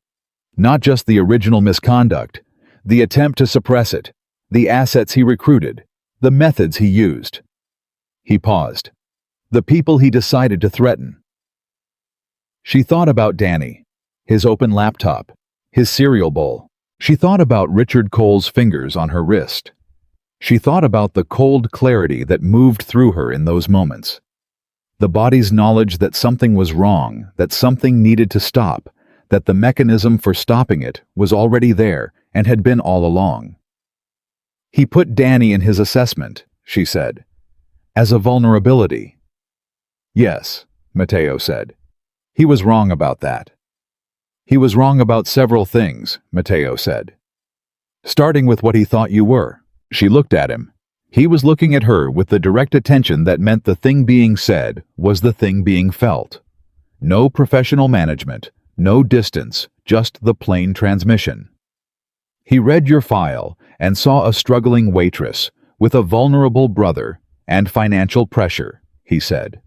"He designed an approach around those facts because he thought they were the complete picture of you." "They were true facts," she said. "They were true," he said. "They were not complete. There is a difference, and it is the distance between who someone has been forced to be by circumstances and who they actually are when the circumstances change." He was quiet for a moment. Warren Cahill built a sophisticated operation over 11 months to neutralize a threat. And then he sent Carl Whitfield to recruit the person inside my organization who he believed was the weakest point. He paused again, and the pause had weight. He sent Whitfield to you. Of all the people he could have approached, he approached you. And in 43 minutes you gave him exactly what he needed to destroy himself. She felt that sit in her chest. Not with vanity. Not with the performance of satisfaction. With the particular quiet internal sensation of something aligning that had been misaligned for a long time. "I had help," she said. "You had resources," he said. "Help is a different thing. What you built in the last 2 months, you built yourself. I gave you a room to do it in. That's not the same as building it." She looked at him. At the face she had been reading for 2 months, the face she had learned the way you learn terrain, not by describing it, but by moving through it until the shapes were in your body. She said, "When this is over, when Cahill is handled, and the evidence is where it needs to be, and the clients are protected, and the organization is stable again." She stopped. She gathered the rest of the sentence carefully. "I want to talk about what this is." He was quiet. "Not professionally," she said. Professionally, I think we've both understood what this is for some time. I mean the other thing. The thing that isn't professional. He was still for long enough that she wondered for precisely 1 second if she had misread something she had been certain she had read correctly. Then he said, "I've been waiting for you to be ready to have that conversation." She looked at him. "How long have you been waiting?" "Since the first night," he said. "Since you sat down across from me and told me that powerful men offering help always came with a hidden price, and that you were going to correct that assumption if I had one." He paused. "I didn't have one, but I decided at that moment that whatever this became, I was going to let you arrive at it on your own schedule." She held that.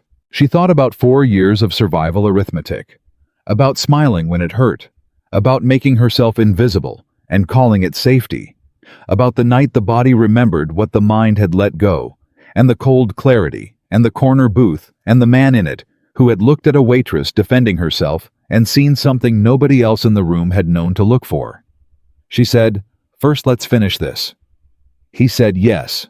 She stood up and picked up the documentation from the desk and walked to the door and put her hand on it. "Mateo," she said. He looked at her. "The hidden price you mentioned," she said. "The one you didn't have." He waited. "I think what you actually have," she said, "is a bill that comes due over time. Not a price, a bill. And I think I'm probably in a position to pay it." She opened the door and walked back into the organization she had spent 2 months learning and 1 week saving.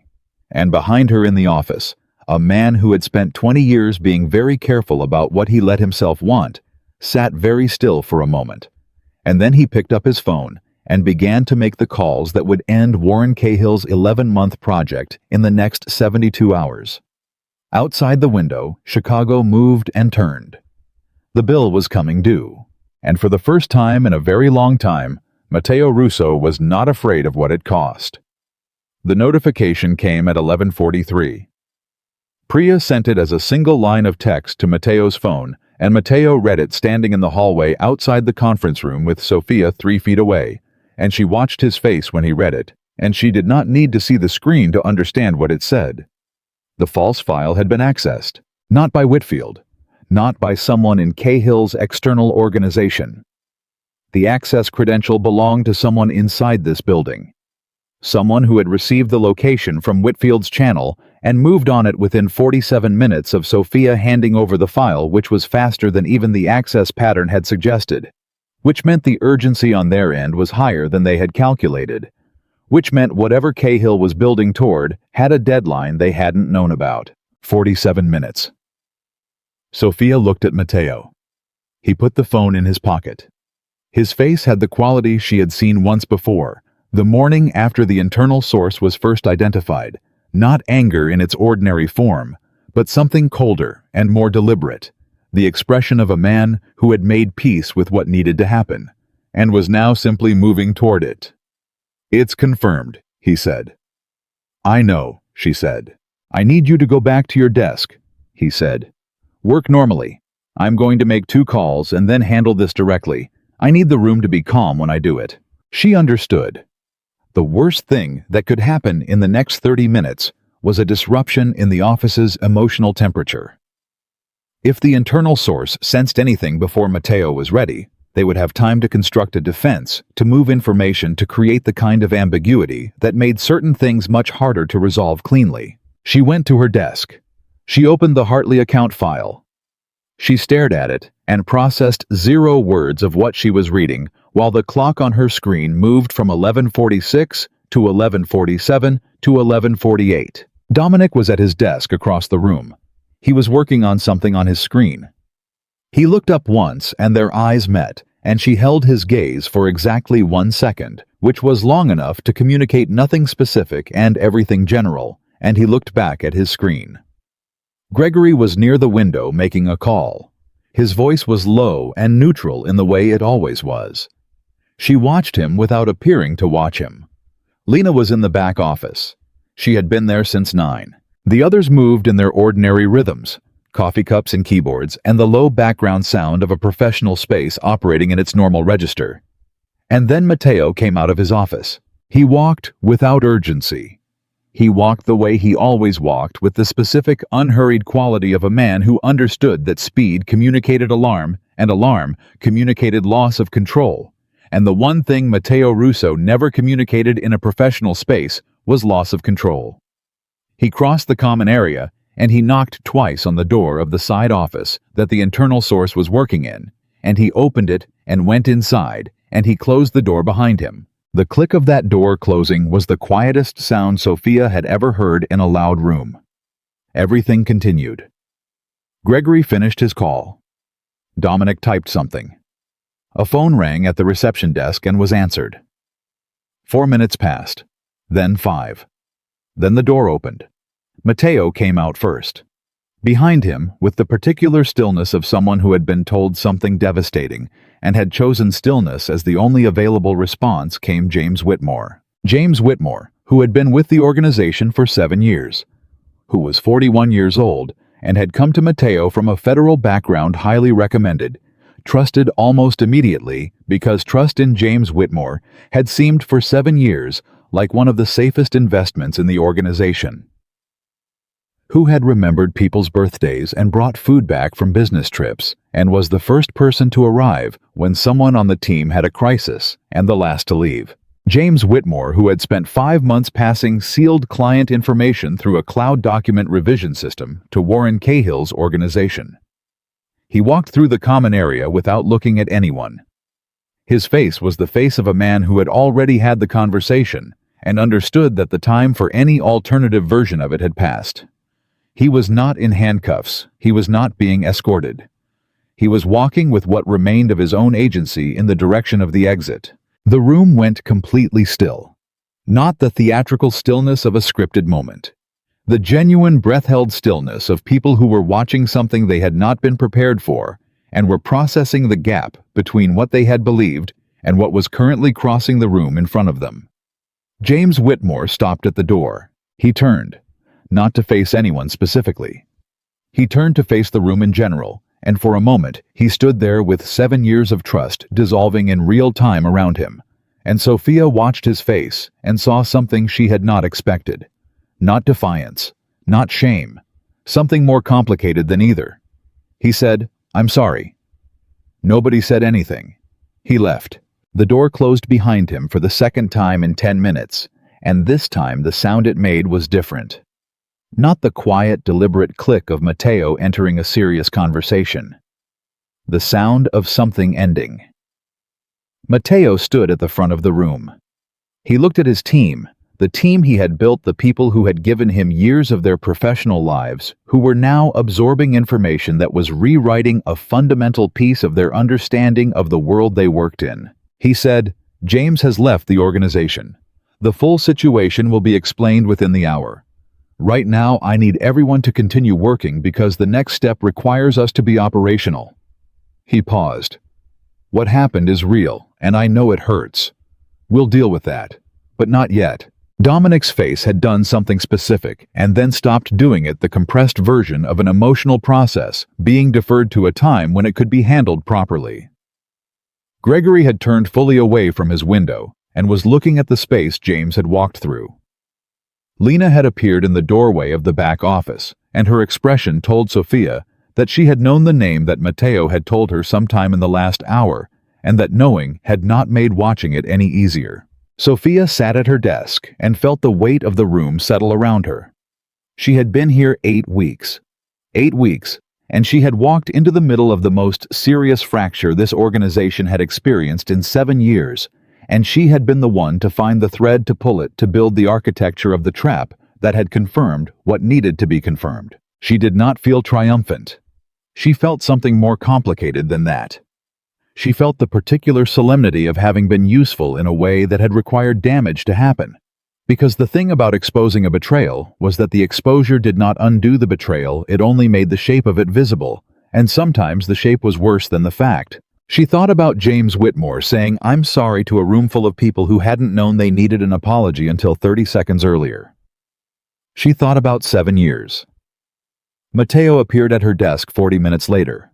The room had returned to something that resembled its operational rhythm, the sounds of work resuming with the slightly different quality of a space that was processing something while pretending to be focused on something else. He sat in the chair across from her desk, which was unusual.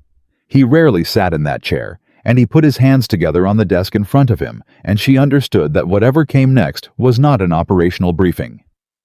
"How are you?" he said. She thought about it honestly. "I don't know yet," she said. "I'll know later when the adrenaline clears." He nodded. He understood the biology of it. "What did he say?" she asked. She didn't have to specify who. Mateo was quiet for a moment. "He said Cahill had information on him. Something from before he came to us. Something he had believed was buried." He paused. "He said it started as self-protection and became something else. He said he told himself for 5 months that he was managing it, that he would find a way to stop it before it caused real damage." "He believed that," she said. Not a question. "I think he did," Mateo said. "Which doesn't change what happened, but I think it's true." She thought about that. The particular human capacity for telling yourself a story about what you were doing while you were doing something else. She had spent 4 years telling herself a story about survival and necessity and not causing problems, and none of those stories had been false exactly, but none of them had been the whole truth either. "What happens to him?" she said. "He's not going to law enforcement," Mateo said. "The information Cahill had on him was real, and using it against him now would cause additional damage to people who don't deserve it. What's happening is that he's gone. The channel is closed, and what he shared with Cahill is now neutralized." "Neutralized how?" Mateo looked at her directly. "The real sealed evidence has been moved. The location, the format, the access structure, all of it has been changed in the last 3 hours. What Cahill has, if he acts on it, leads nowhere. And the moment he acts on it, we will know because the false location is monitored." He paused. "Cahill spent 11 months and significant resources getting to a door that no longer exists." She absorbed the architecture of that. The false file she had given Whitfield. The access notification that confirmed the channel. The simultaneous movement of the real evidence to an entirely new structure. 3 separate moves that looked from the outside like a single operation, but were actually 3 different responses to 3 different problems running in parallel. She had been part of one layer. She hadn't seen the others until now. "You were running this on multiple tracks," she said. "I've been running organizations for 20 years, he said. "I've learned not to solve problems in sequence." She looked at him. "What does Cahill do now?" "Cahill," Mateo said, "has a problem." He sat back slightly. "In the last 48 hours, we shared information with 3 of his current financial partners. Not fabricated information. Documented information about the misconduct the sealed evidence covers. Enough that his partners are going to have serious questions that he will not be able to answer cleanly, because the answers require him to disclose things he has spent 11 months trying to prevent from being disclosed." She understood. "You didn't neutralize him with the evidence. You used the existence of the evidence to create a problem he can't manage externally. The best way to stop someone from searching for a thing," Mateo said, "is to make the cost of the search more expensive than the value of the thing." "Cahill's organization is going to unravel from the inside," she said. "It's already started," he said. "One of his partners called this morning and asked to meet. The other 2 will follow." She sat with the fullness of it. The scope of what had been assembled in 72 hours. Not a confrontation, not a dramatic takedown, not the kind of resolution that looked like what it was from the outside. A quiet, precise, comprehensive dismantling of every position Cahill had built over 11 months, executed through information and patience, and the willingness to let someone believe they were winning until the moment they discovered they had never been in the game at all. She thought about Rosario's, about table management, about the psychology of prioritizing who needed to feel attended to in order to stay calm. The scale was different. The principle was identical. "There's something I need to tell you," Mateo said. She looked at him. His voice had changed slightly. Not unprofessional, but different in the register she had learned to recognize as the one where he was not operating as the person who ran the organization, but as the person who existed underneath that. "When James was in my office," he said, "he told me something about the decision to run a background check on you. He said Cahill specifically identified you as a vulnerability. He said the information that came back about your background, your father, your brother, your financial situation. Cahill's assessment was that you were the kind of person who could be moved because you had too much to lose and not enough security to feel stable." She kept her face still. "And what was your assessment?" she said. "My assessment," Mateo said quietly, "was that Cahill had read your circumstances and mistaken them for your character." He paused. "People with difficult circumstances either break under them or they become something that pressure creates. You were never going to be moved by an offer, Sophia, because the thing Cahill didn't understand about you was that you were already building something. You had been building it for 4 years with nothing. You weren't looking for someone to give you stability. You were looking for a place where what you had built was worth something." She was quiet for a moment. She thought about the shower after Gino told her she was his best employee because she never caused problems. She thought about survival arithmetic. She thought about the cold clarity that had moved through her when Richard Cole's fingers closed around her wrist, and what it had felt like to realize that her body remembered who it had been trained to be, even after grief and exhaustion had convinced her mind to accept a smaller version of herself. "That's accurate," she said. "I know," he said, and then in the quieter register, still. "I also want you to know that the decision I made to tell you about Cahill before the approach, rather than managing it around you, that was not a strategic decision." She looked at him. "It was a choice I made about who I wanted to be in relation to you," he said. "Which is something I have not said to anyone I work with. I want to be precise about that distinction." The room around them continued its recalibrated hum. Keyboards and low voices, and the ordinary machinery of a professional space that was quietly rebuilding something it hadn't known was fractured until this morning. Sophia held what he had said and turned it over. Not with the analytical attention she brought to case files, but with the slower, more careful attention she brought to things that mattered beyond their immediate utility. She said, "I made a decision when I sat down across from you in that corner booth." "I know," he said. "I decided you were either the most honest person I had encountered in a powerful position or the most sophisticated liar. I decided I was going to find out which one. And I've been collecting evidence for 2 months," she said. "The verdict is in." Something crossed his face that she had only seen once before, the night in the restaurant. The careful quality of the warm smile, the one he treated with the particular caution reserved for things that could break. "What's the verdict?" he said. "You're honest," she said. "Dangerously honest, actually.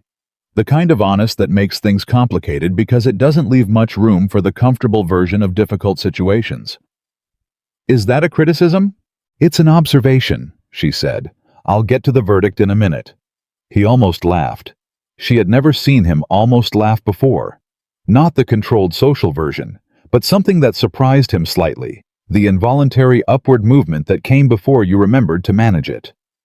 He stopped it, but not entirely, and she filed that away with the same precision.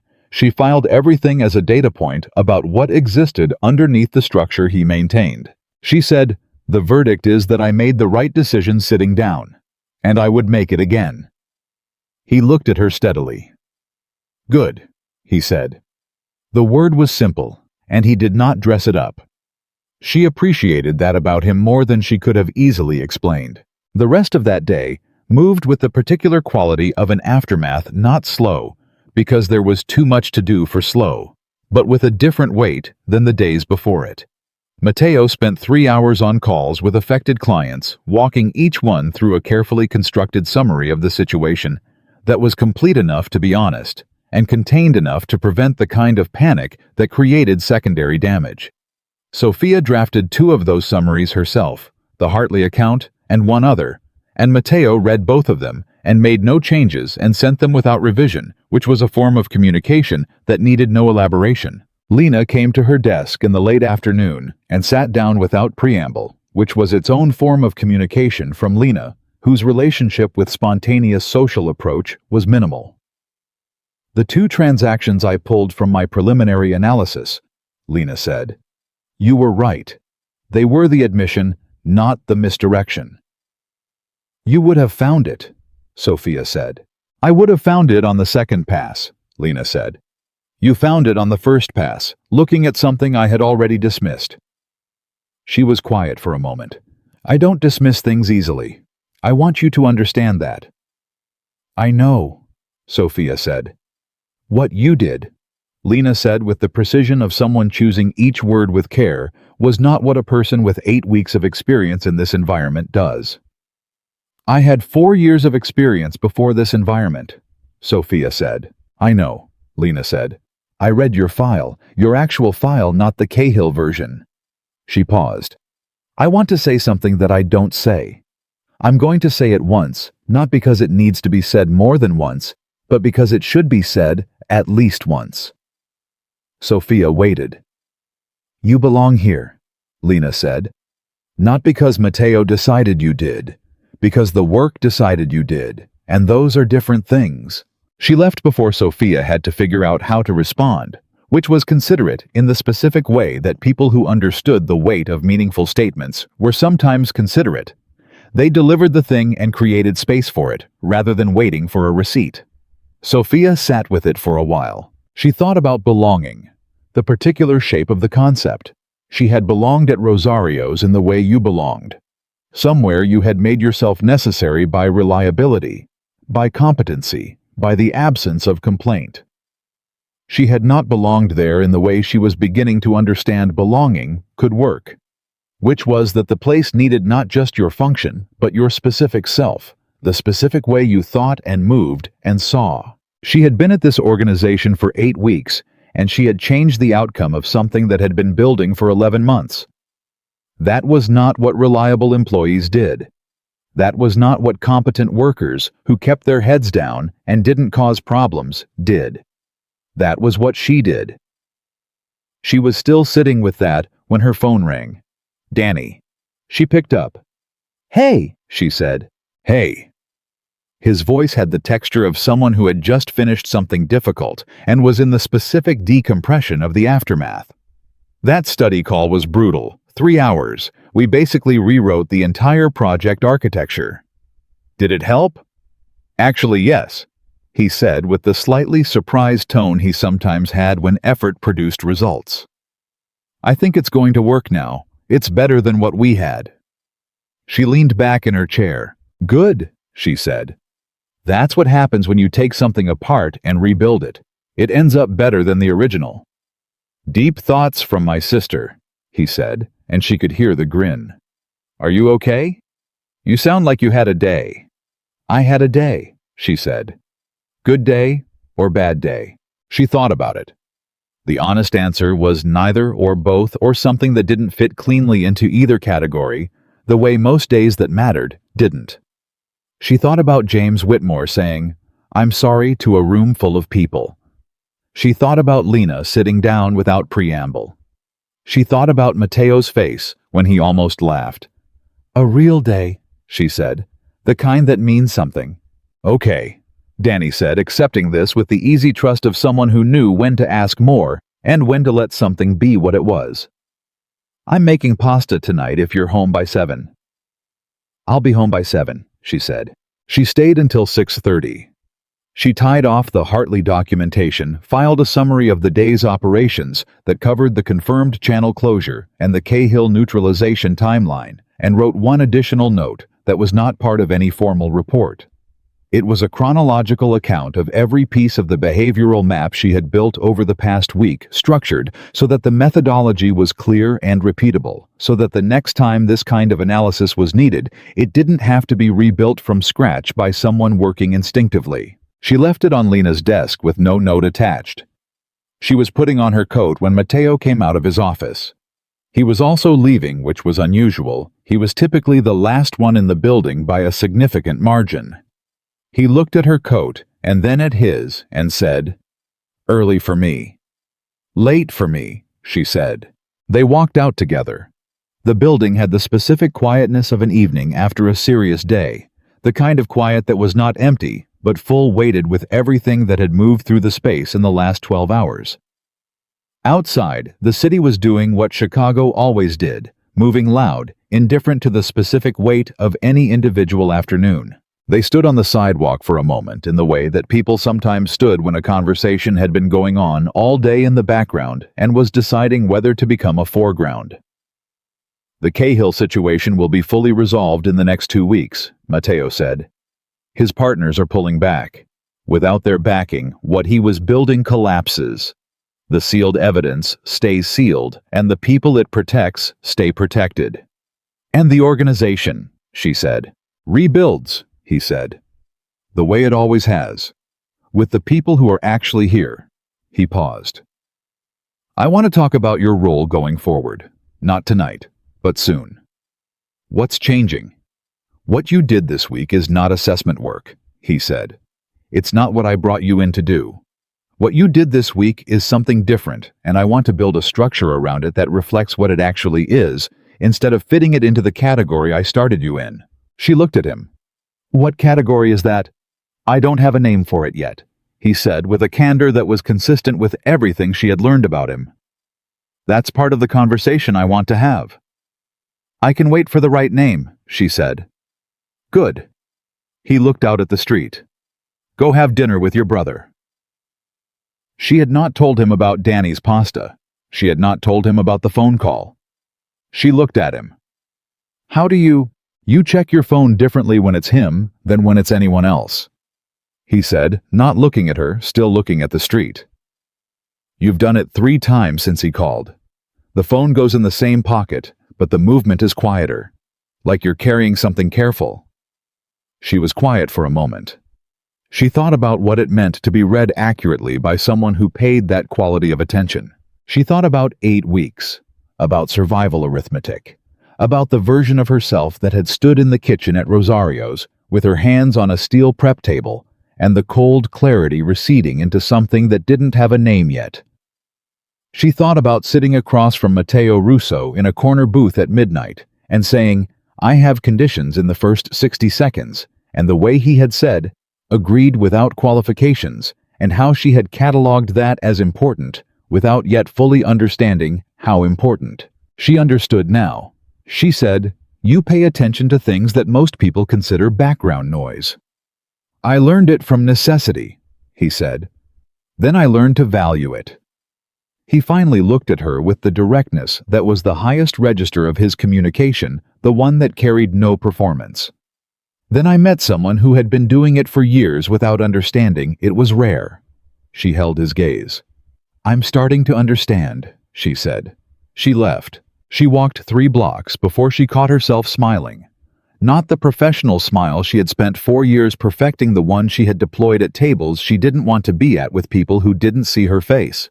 This was something else, something that had no utility beyond itself, no strategic value, no function in any operational framework. It was the smile of a woman who had finally stopped managing the distance between who she was and what the world had made room for, because she had found a place where the distance had collapsed entirely.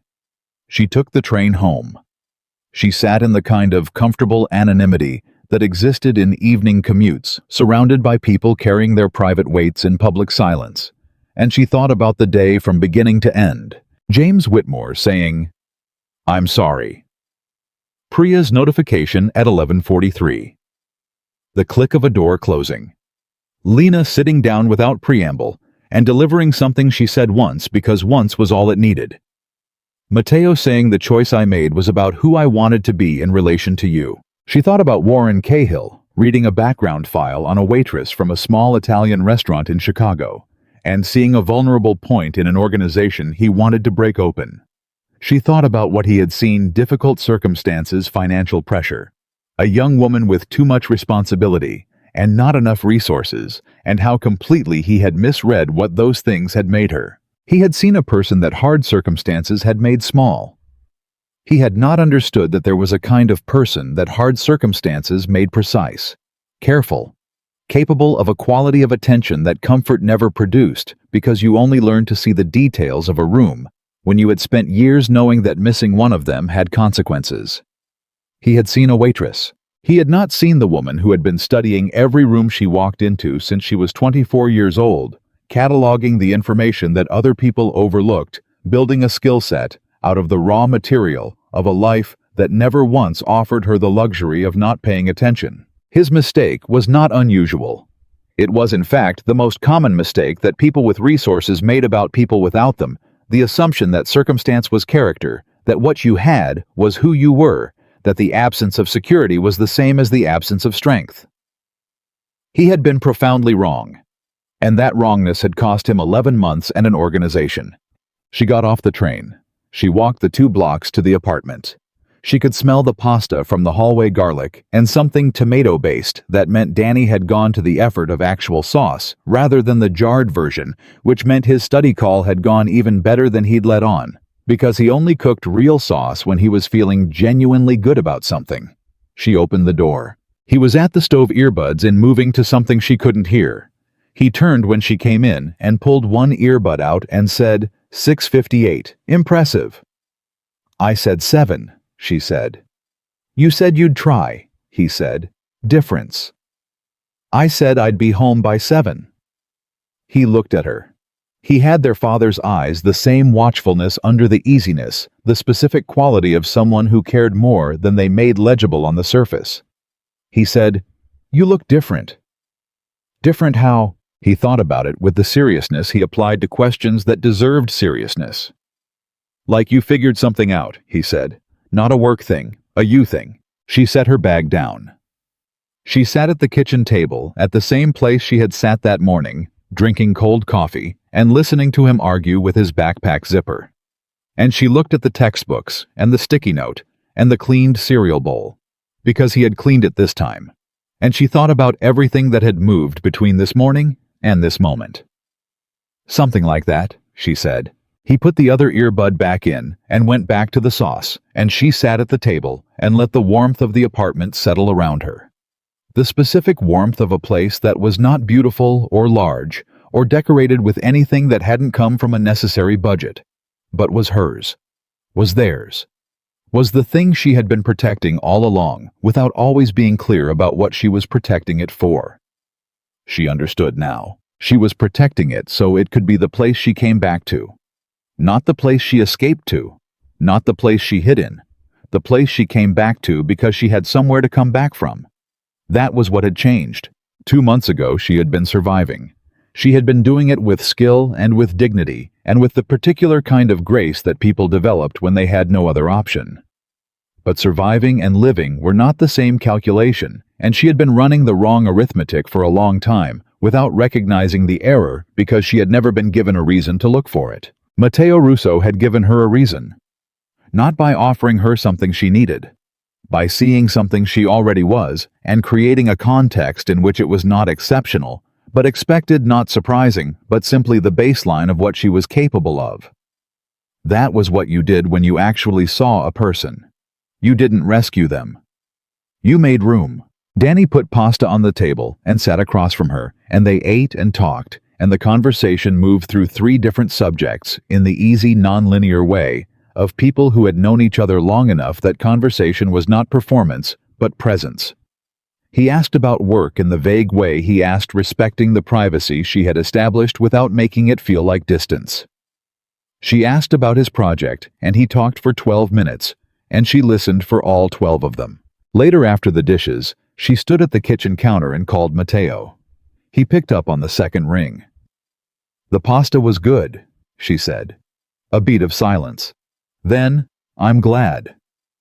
I've been thinking about the conversation you want to have, she said. About the new structure. And, I have conditions, she said. He was quiet for a moment. When he spoke, she could hear what was underneath the professional register, warm and careful, in equal measure. The thing he had started allowing to be audible in the specific context of talking to her. Of course you do, he said. Same 3 as before, she said. Plus 1 new one. Tell me, whatever name you give the role, she said, the work has to mean something beyond the organization. I'll protect your clients. I'll do the assessment work. I'll do everything this week was. But I need to know that what we do with what we find matters to people outside these walls. People who don't have access to organizations like yours and have nowhere to bring the things that are done to them." He was quiet. She waited. "I've been thinking about that for longer than you've been here," he said. "Then we're already in agreement," she said. "It seems like we are," he said. She said goodnight. She ended the call. She stood in the kitchen of the apartment that was not beautiful, but was hers. And she looked at the closed door of Danny's room where a light was still on, and the low sound of typing was audible. And she thought about her father, who had driven her to Krav Maga class every Tuesday and Thursday, because he understood that the world was not always safe and he wanted her to be able to handle it. He had been right about that. He had been right about her. She wished she could tell him. She decided she would tell him the only way available, which was to keep becoming the person he had believed she was going to be. In circumstances he could not have predicted, in a world that had tried more than once to convince her that the version of herself he had seen was not the version the world would make room for. The world had been wrong. She had made her own room, and the woman who had once been invisible by necessity, who had learned to disappear behind an apron and a professional smile, and the practiced art of not causing problems, was never going to be invisible again. Not because the world had changed, but because she had stopped asking its permission. That was how it ended, and how it began. Not with a rescue, not with someone arriving to remake her circumstances, but with a woman who had always been exactly who she needed to be, finally standing in a place that was large enough to hold her. That was enough. That was everything.